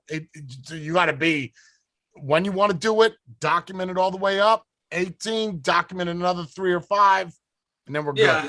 But you see it. But you see, at the same time, though, those people that have gender dysphoria diagnoses in their file. But you're young, right? You might be social standards, especially now. Like that's why having Kyler in here that's younger. And that's why so many doctors are gatekeepy. But how many of those at that age actually have gender dysphoria, or how many of those are the parents that want to be interesting or want to force it on a child? How bad do you have to feel as a parent? How shitty do you have to feel as a parent if you force your kid? Hold on, Naomi. Wait. Naomi, you gotta let people finish, or you gotta. When I talk, you stop. When other people are talking, then when they're done, go ahead. Go ahead, Matthew. If you force your kid for being interesting to the rest of the world, and you force him to have pink as a boy, and you want him to wear pink, and you want him to play with dolls, and you force the kid all the time to be neutral or the girl, how bad you have to feel if the kid feels bad afterwards, after years, after he's 16, 17, 18, I don't care. How bad of a parent do you have to feel? But do they? To answer that question, usually it's the other way around. Usually it's the children going to the parents, not vice versa. That's not always that could be accurate. I mean, how much do we really, you know what I mean? Like Naomi would know better than we would, because we only know what we see. So that could be a thing. But I would say that if I was running a trans group, on Facebook, I wouldn't allow, 15-year-olds in there or 16. There's no way. I would just, I don't know. And that's why most trans groups are 18 plus anyways. Right. That makes right. sense. So I'll talk from as a new parent, right? My son's only 2 years old. If my son comes to me at 16 and says, I want to be a woman, I'll tell him to wait until you're about 20, 22, because you might just be having a hard time with hormones now rather than later. 100. Your brain is always. I have no issue if he wants to be a woman, but I do have an issue of the timing. The timing of it, especially when you're growing up, you're going through a lot of stuff in your head. You're the thing is, you get to a certain level in your brain at 16 to 20 where you want to look like somebody or be somebody because of social media, like I did, and you just go all for it, and that's when you really destroy yourself. Now you're picking the pieces back up. What happens if say that child, say you're in the U.S. and that child files for emancipation because they don't agree with your opinion that they should wait, and then they go to a judge, and that judge has certain liberal, viewpoints. Ideals. And then you still have to convince a doctor to prescribe. Yeah, you don't have to. That's the worst. Yeah, but part even about then, it. though, Naomi, correct me if I'm wrong, but even then, you could still there's ways that you could. No, I'm not gonna say that. Nope. I get what you're saying, though, Jay. The issue is you don't need a doctor anymore. It's as easy. Stop. Yeah, but I think you can't. I'm not going to look at you, Naomi, and say, "Oh, you're misguided. You might change your mind." Right? Like you said, it's been this way for 20 years, and that's how you're feeling. But kids, and when I say kids, I mean 18 and under, are easily influenced. I mean, they could be influenced day to day by different things. Their opinions could change in an instant from things and whoever is saying things or whatever's socially cool. So when you get down there, I'm not saying that it doesn't happen in which someone firmly believes that. It's more so kind of like how you have to wait 3 years to even further progress. I think it should allow kids to stop developing. And I'm not saying like fully of wait until they're 25, 28, but and that's why those 16-year-olds don't get hormones, they get blockers. But why do they shouldn't be getting anything. It's destroying them. I agree. Right. Because the youngest one is 3 years old. But you see, the thing is that you stop taking the blockers, so everything goes back to equilibrium, as if it never happened. It's all reversible. But you're definitely I don't know. That's not how it works. No, I've done estrogen blockers. That is not how it works. It destroys you. So if you are, I'm not a doctor, but if you're 14 years old and you take something that tells your brain to not create a hormone or whatever, first off, every medication has a side effect, from fucking aspirin to vitamin C. They all have side effects. So I'm not saying that they haven't been tested, which I'm sure they probably haven't. But let's just say that they have. If you're telling your body to stop, right? Stop making this so I can grow and flourish as whatever I'm supposed to be. If you take a child at 6 years old, God forbid, and they become an alcoholic, right? And they're drinking. As that liver is growing, it becomes, lack of better words, fucked up, mutated, right? So if you're telling your body to not create something as it's supposed to be growing to make something bigger, and then you're like, hey, by the way, I don't need this anymore. I feel like that's either going to be a surge or a slow. It's a drop, yeah. It'll be a slow progression back to normal. But if it was never issued to begin with, there would be no drop. There would be there's no issues. There's no issues. Let them figure that out at 18. You want to fuck your body up.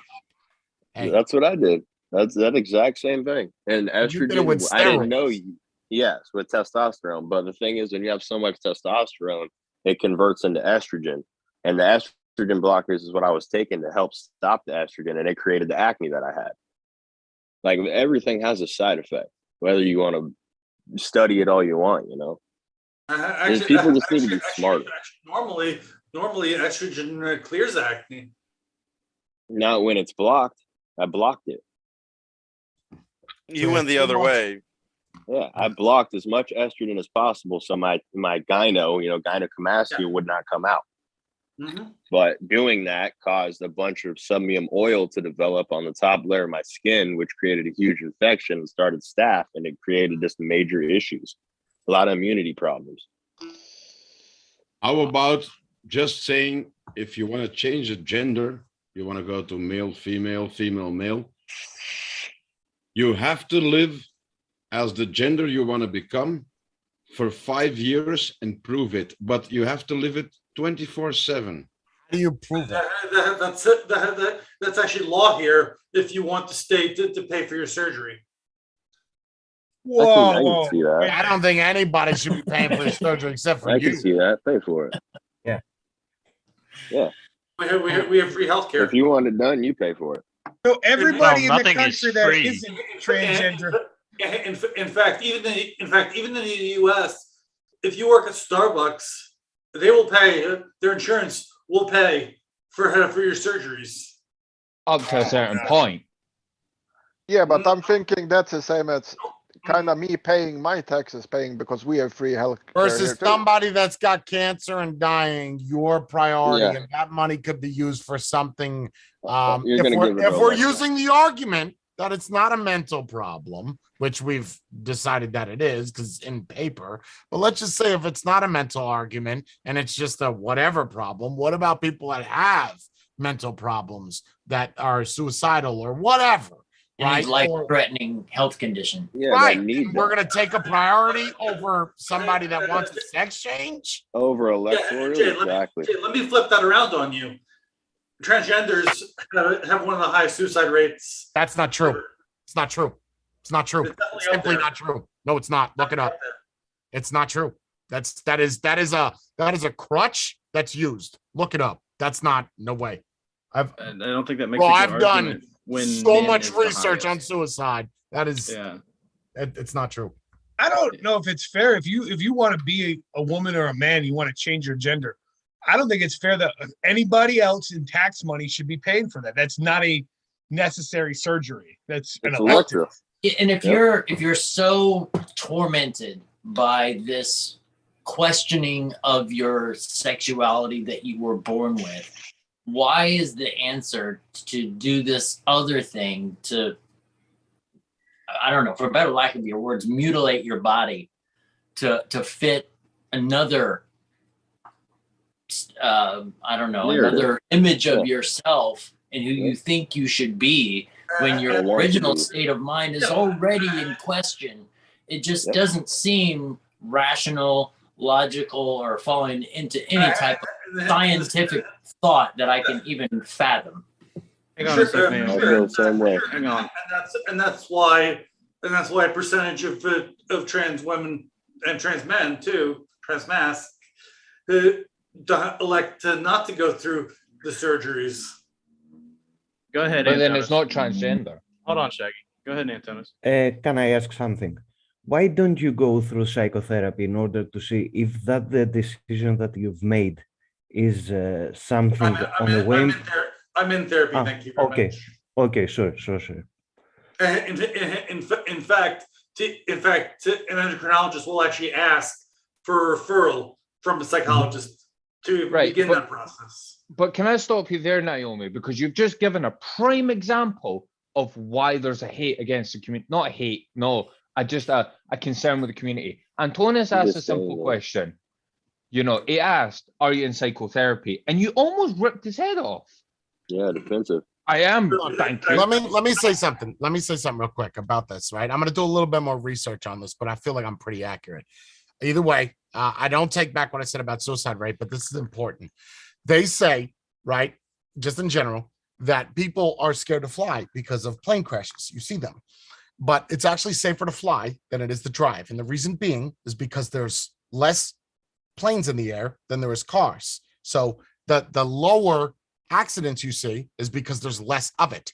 So you may get that number of the high suicide rate with transgenders because there's such a small bracket. But then what do you compare it to versus straight people versus gay versus what? And then the argument is that transgenders, hold on. Then the argument is that because I remember watching this thing with Ben Shapiro where he quoted stats.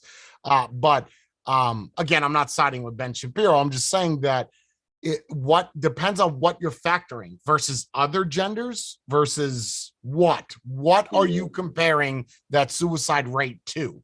Other people? Well, if you're in a low 1% bracket, then even one body is going to mess up a percent. You understand? Because there's less of it than there is of more. Yeah. It's the same with I driving. used to think that I hate to talk about suicide, but it's like people, even growing up, they used to say that the highest suicide rate for, I don't want to redirect, but the highest suicide rate, and I believe this for a long time, was dentistry. Like dentists had a very high suicide rate. And it's not true. It's not. Teachers, I think, are number one, not dentists. But I digress. I'm going to dig a little bit more into that because I know that it's simply not true when you compare it with Like their rate is. Well, the reason it's that high is because it often goes hand in hand with depression and everything else. Okay. Okay. So it's not the transgenderism itself that's the cause of that, but rather. Watch this. Depression. Okay. But who controls that transgenderism? You do, right? Yourself, exactly. So it's your choice. Yep. You put that on you. You can't put other people to blame because of your sadness. Then you disassociate yourself from those people if they make you sad, right? If you're around people and all they do is make you mad, then leave those people. Don't be around them. So don't put your downfalls of depression on other people. It's on you. Shrinks teach you that. Yeah. Just saying. On top of that, you're the one putting the hormones in your body. The hormones are really what fucks you up. No. I'm talking about pre-hormonal state.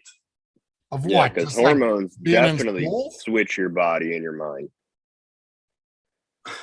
No, it's a state of mind and body before coming out to when you're still questioning, when nothing's actually happened yet. One more thing. Hold on, Naomi. Here's another little thing for you. Okay. Remember how earlier you're saying it wasn't a mental illness. Listen to this. These statistics are bleak on their own, but what we've seen bleaker is that transphobes routinely weaponize these kinds of statistics against transgender people. Transphobes often claim that the high rates of suicidal ideation, attempted suicide, anxiety, depression among trans people prove that being transgender itself is a mental illness. Because you say depression, right? You say depression, you brought that up. That's all mental. That's not a physical thing. That's a mental thing. That's all mental. You're right. When you alter that chemical state of your head with external stimuli, it's going to have those kinds of effects. Sure. Correct. Sure. And when you take them out or switch, that's when it gets really bad. I can imagine. Yeah, because your body's. Who do we lose? It doesn't know what it's doing. Dan said he had a call over work at 2 p.m. Yeah, we don't know. Yeah, you drop those chemicals in your body, and your body don't know what to do with it. You start going fucking super sad. Yeah, but what that you were saying. point, Kyler, it's an adult or a semi-adult.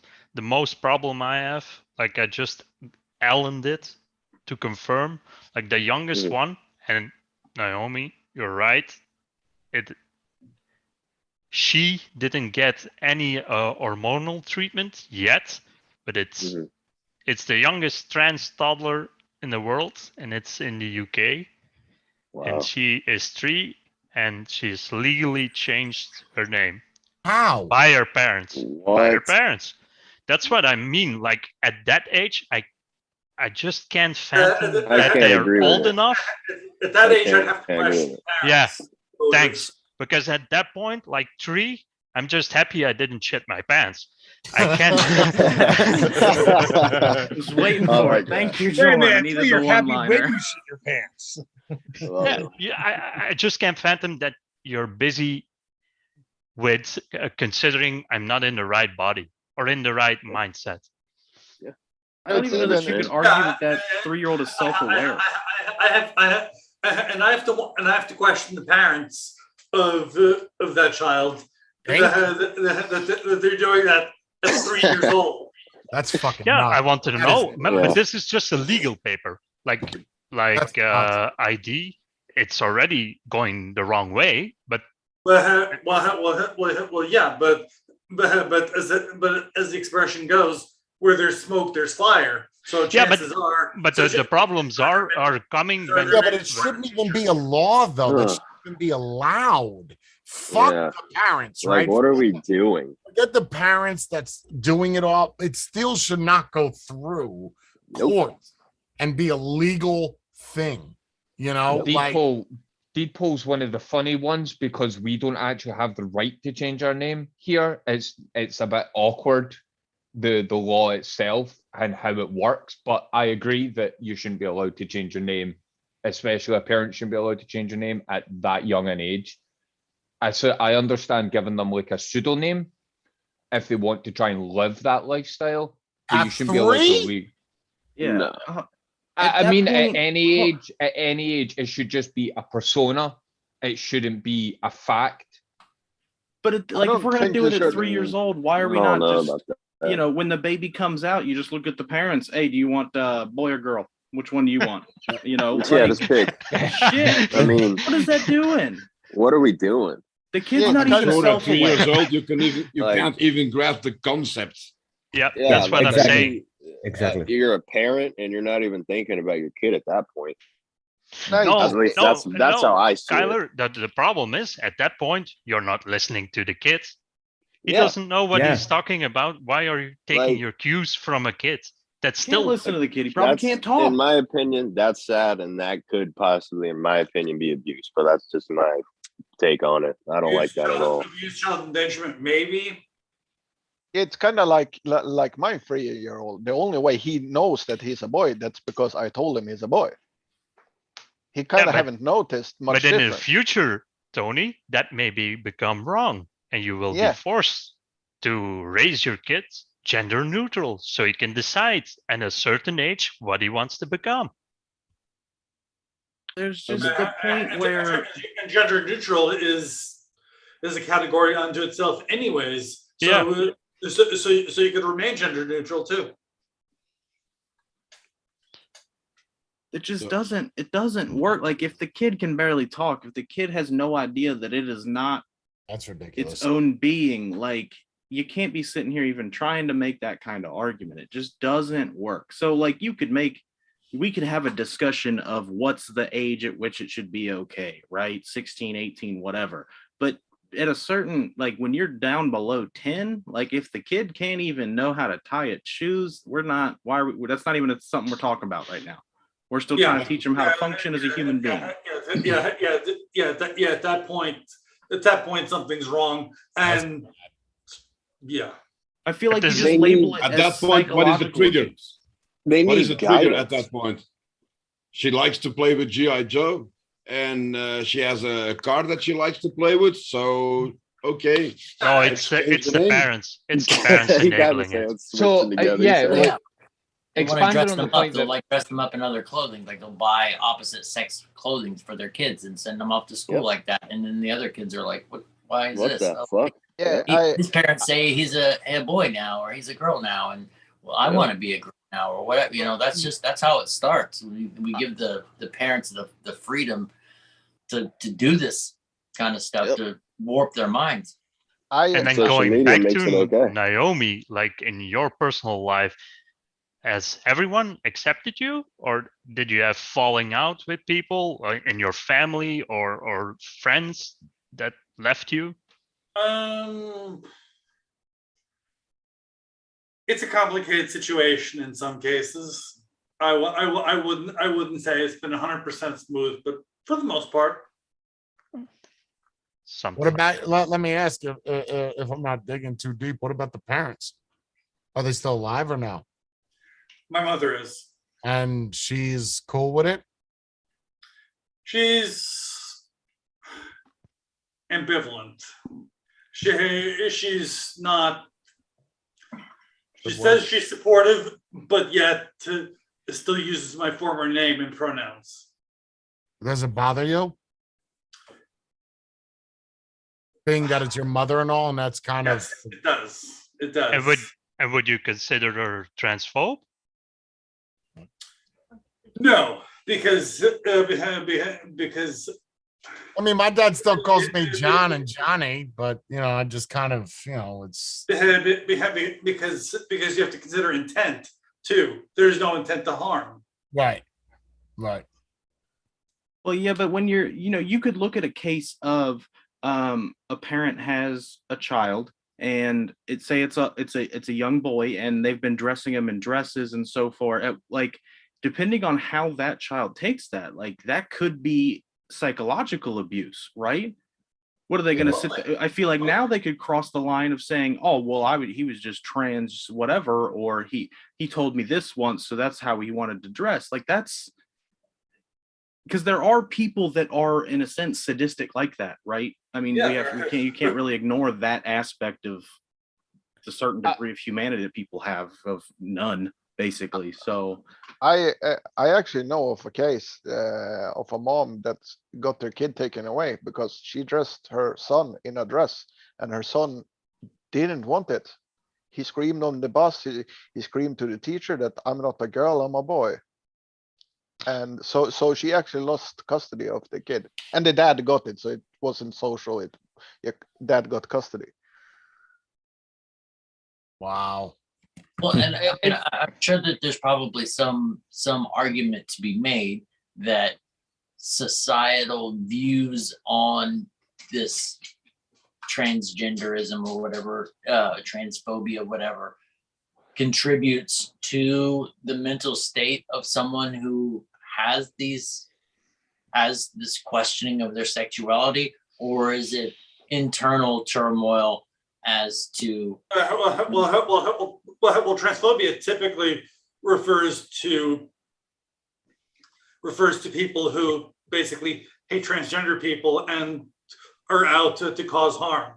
Right. So are those attitudes, would you say, are they a huge contributor to the psychological or the mental impairment or whatever, like the problems that you have to go to get counseling for? Or is it really just trying to explore your own feelings about how you see yourself and how you think you should be? It's mainly exploratory, but from practical level, you do have to be concerned about those transphobes, especially if you're going out dressed as your preferred gender.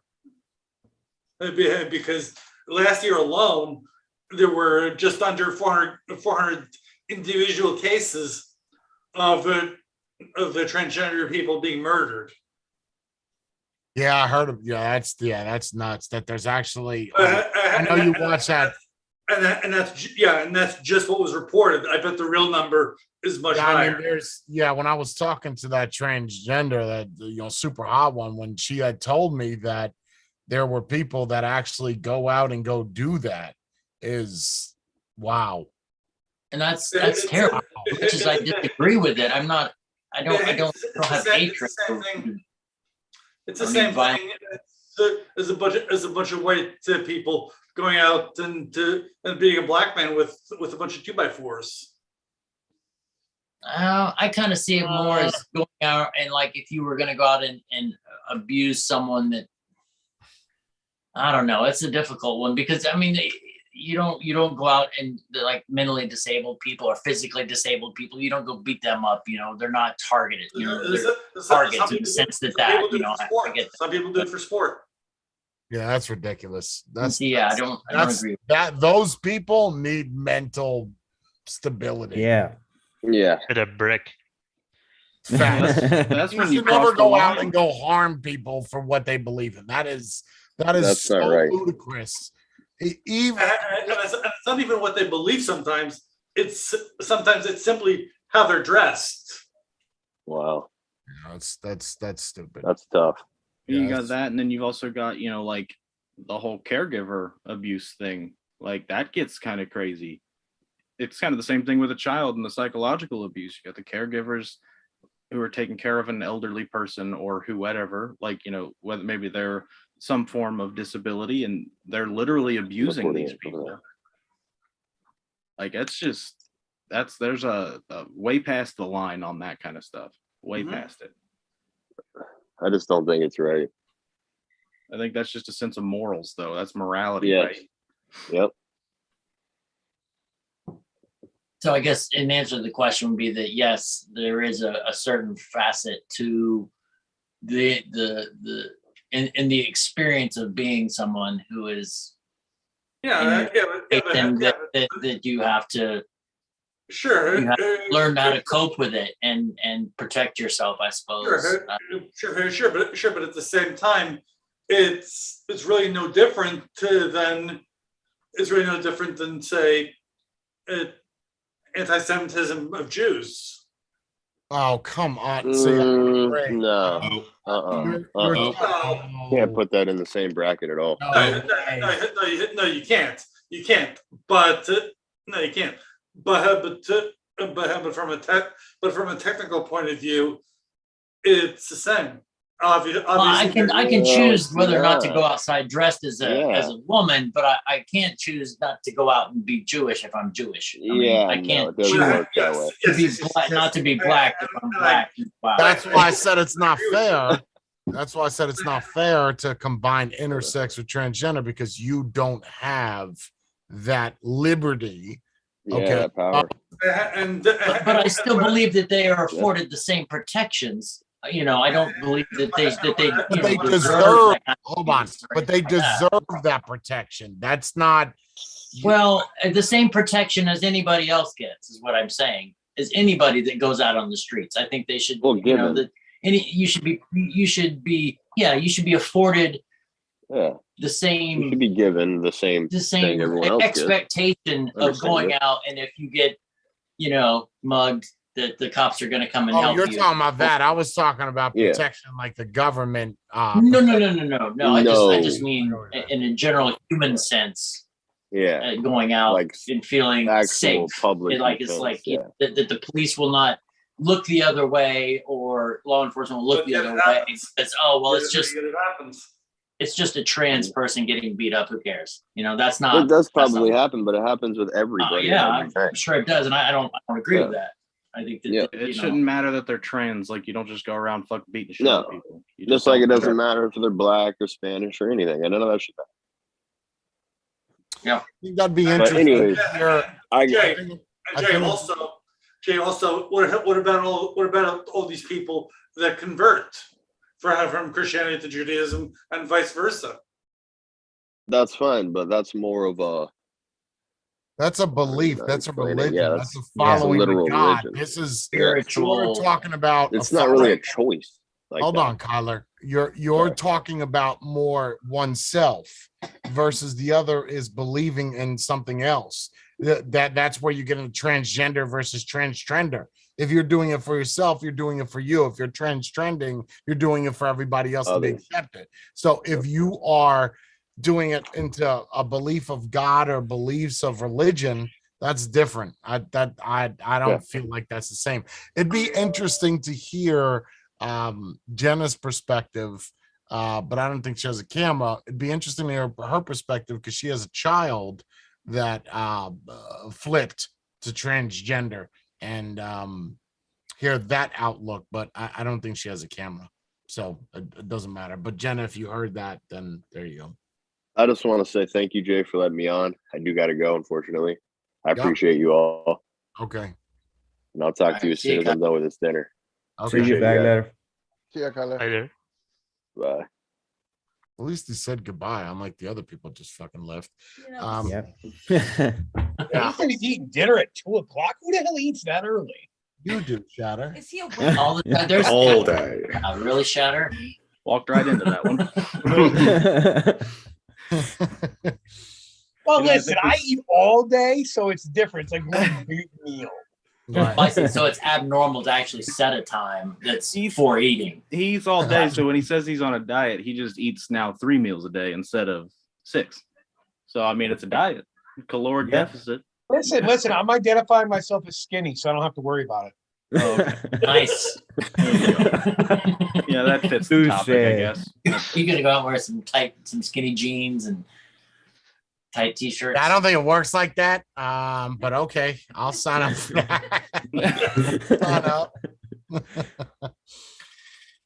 I think this whole sums up like this kind of shows, like the last 2 hours really shows how important it is to not only just go off of the face value of some opinion or issue or whatever, right? Because there are so many in-depth parts to it. We talk about trans rights and the things that understanding transgenderism, but it also extends to children. It extends to abusing that system and how that goes about. So it's interesting how deep this can get, but also how important that has like a almost like a governmental role in it. If government's going to play a role in it, these need to be talked about. And it needs to be understood from all sides, I think, because that's kind of the whole premise, right? If we're all paying for it, we should all have some sort of word for it, I guess. Correct. Well, I guess that's where I might disagree, in the sense that while I want those, I would want anyone, like I said, to feel, to have the same protections under the law as anyone else. I don't really think that the government should be playing a role in it. That's kind of where my argument is that when governments start paying for these surgeries and paying for or enacting laws that are specific to this, that's well, I don't disagree that there needs to be some understanding. I think the understanding should be, I think we should work on helping, I guess, people to understand it and but not force them under the law or force them to pay for it with their tax money. I mean, it even goes, you could even go into, first of all, I do want to say, for Naomi to put themselves out there and go against the panel that, for lack of better terms, not necessarily doesn't agree with it, but just the difference of opinion and being able to absorb that and take that and show themselves on camera, huge fucking high five.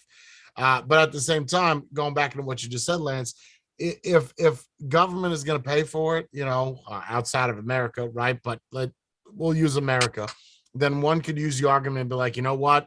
I have this really tiny penis, and I'm not trying to be funny. I have this really tiny penis, and it's very difficult for me to have sex and enjoy it and her enjoy it. So she's been cheating on me. So I asked the government if you could help me get a larger penis so I could be more widely accepted, right? The one thing I would add to that is to get the government to pay for it is a year-long process full of evaluations. And I still don't agree because that's on whose money? Who's paying? on your free healthcare? You don't have free healthcare. People say you do. No, you don't. It's paid by taxes. That's where it comes from.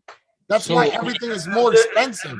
And is gender reassignment surgery I don't see that gender reassignment surgery is a what's the word? Is the treatment? Is the treatment for if it's a mental health problem, or I don't see it as a health problem.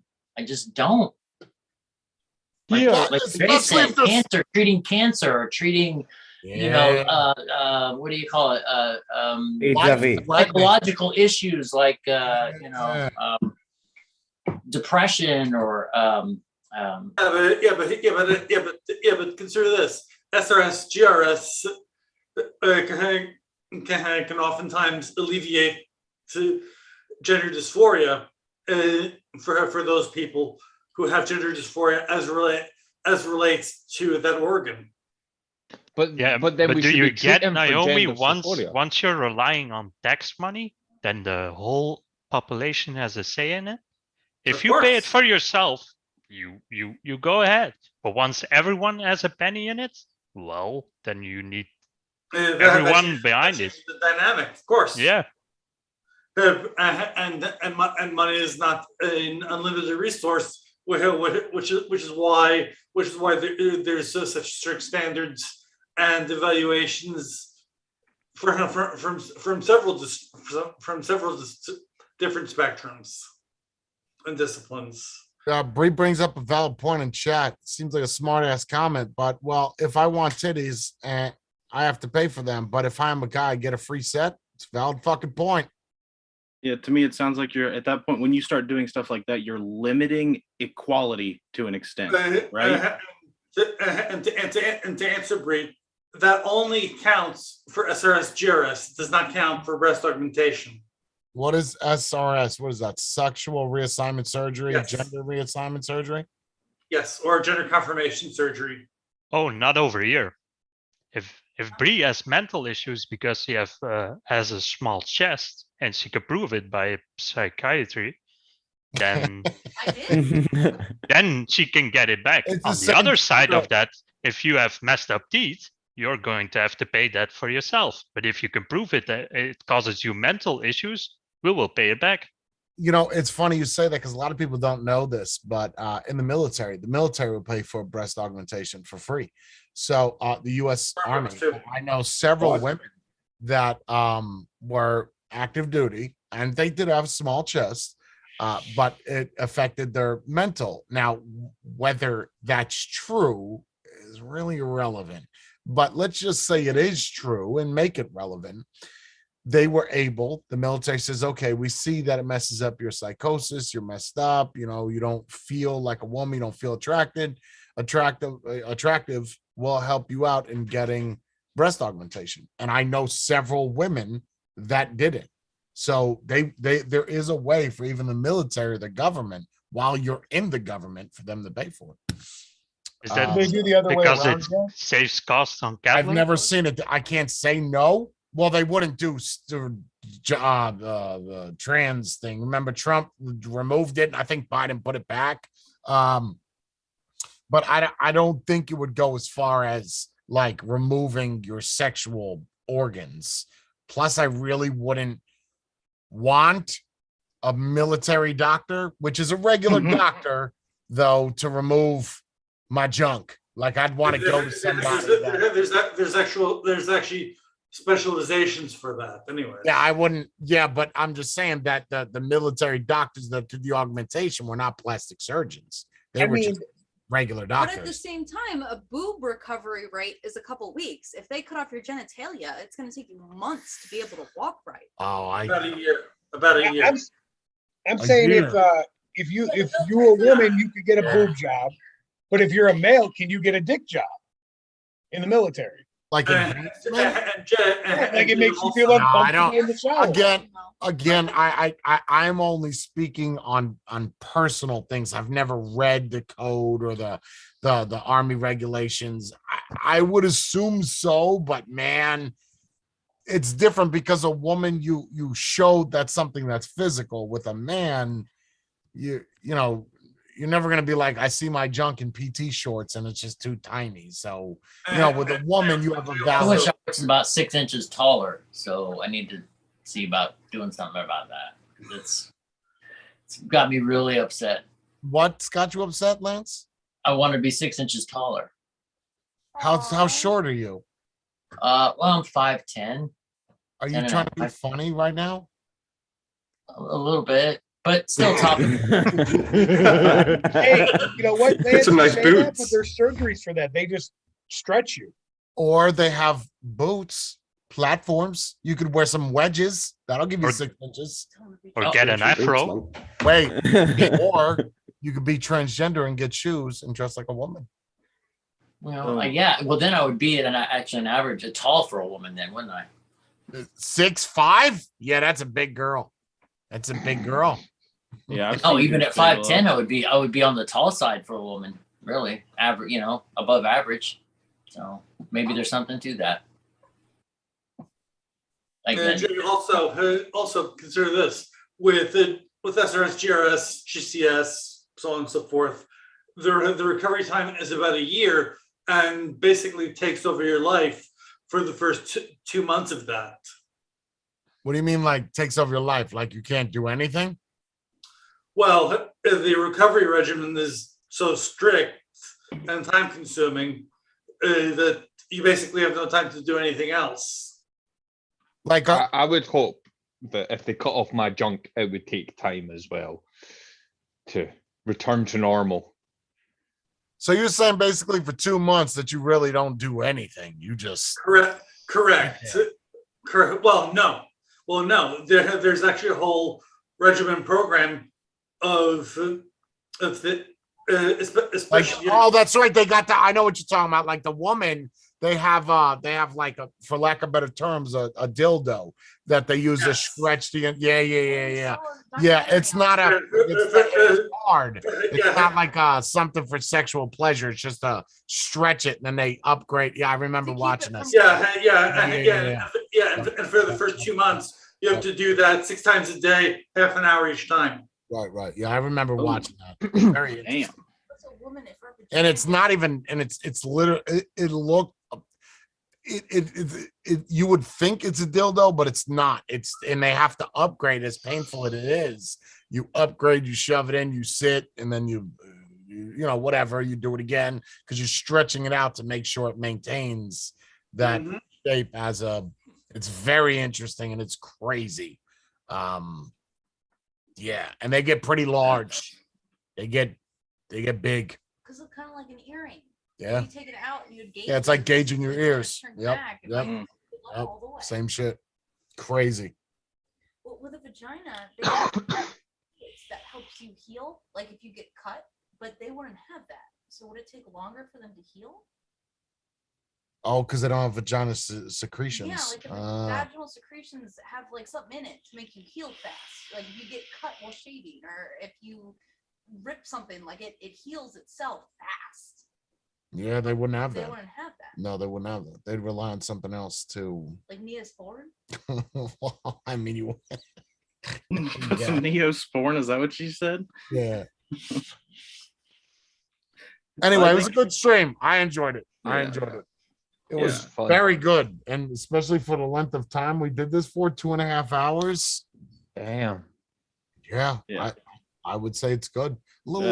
Thank you, Naomi, because it does help to, even if we agree with it or not agree with it, it does help to learn more. It's always interesting to learn more. And to understand more. Yep. Education is the key. So cool. It is. How many people? Oh. It's nice. Good. Okay, and thanks for sharing your brave story about your tiny penis. And that actually inspired me to come out as well. I also have a very tiny penis. Oh, me? Oh, you're talking? Yeah. No, yeah. I don't have a problem admitting that my dick is small, right? Like, whatever. Okay. It was very brave. Thank you. Look, I'm not. Small things that make you a hero. That's all. I accepted it. If you think it's large, you're giving me a compliment. You call it small, I already know. So you're kind of stuck. Either telling me something I know or giving me a compliment. Yeah, that's a win-win all day. Every self-awareness. Yeah, just get someone with tiny hands. I just want to say thank you to Naomi and thank you to God for letting us in, for having us. You're welcome. Can I get a thank God? Thank God. Thank God. Nice. All right, you guys all stay here. I'm gonna shut off the live stream. We'll keep the Zoom rolling.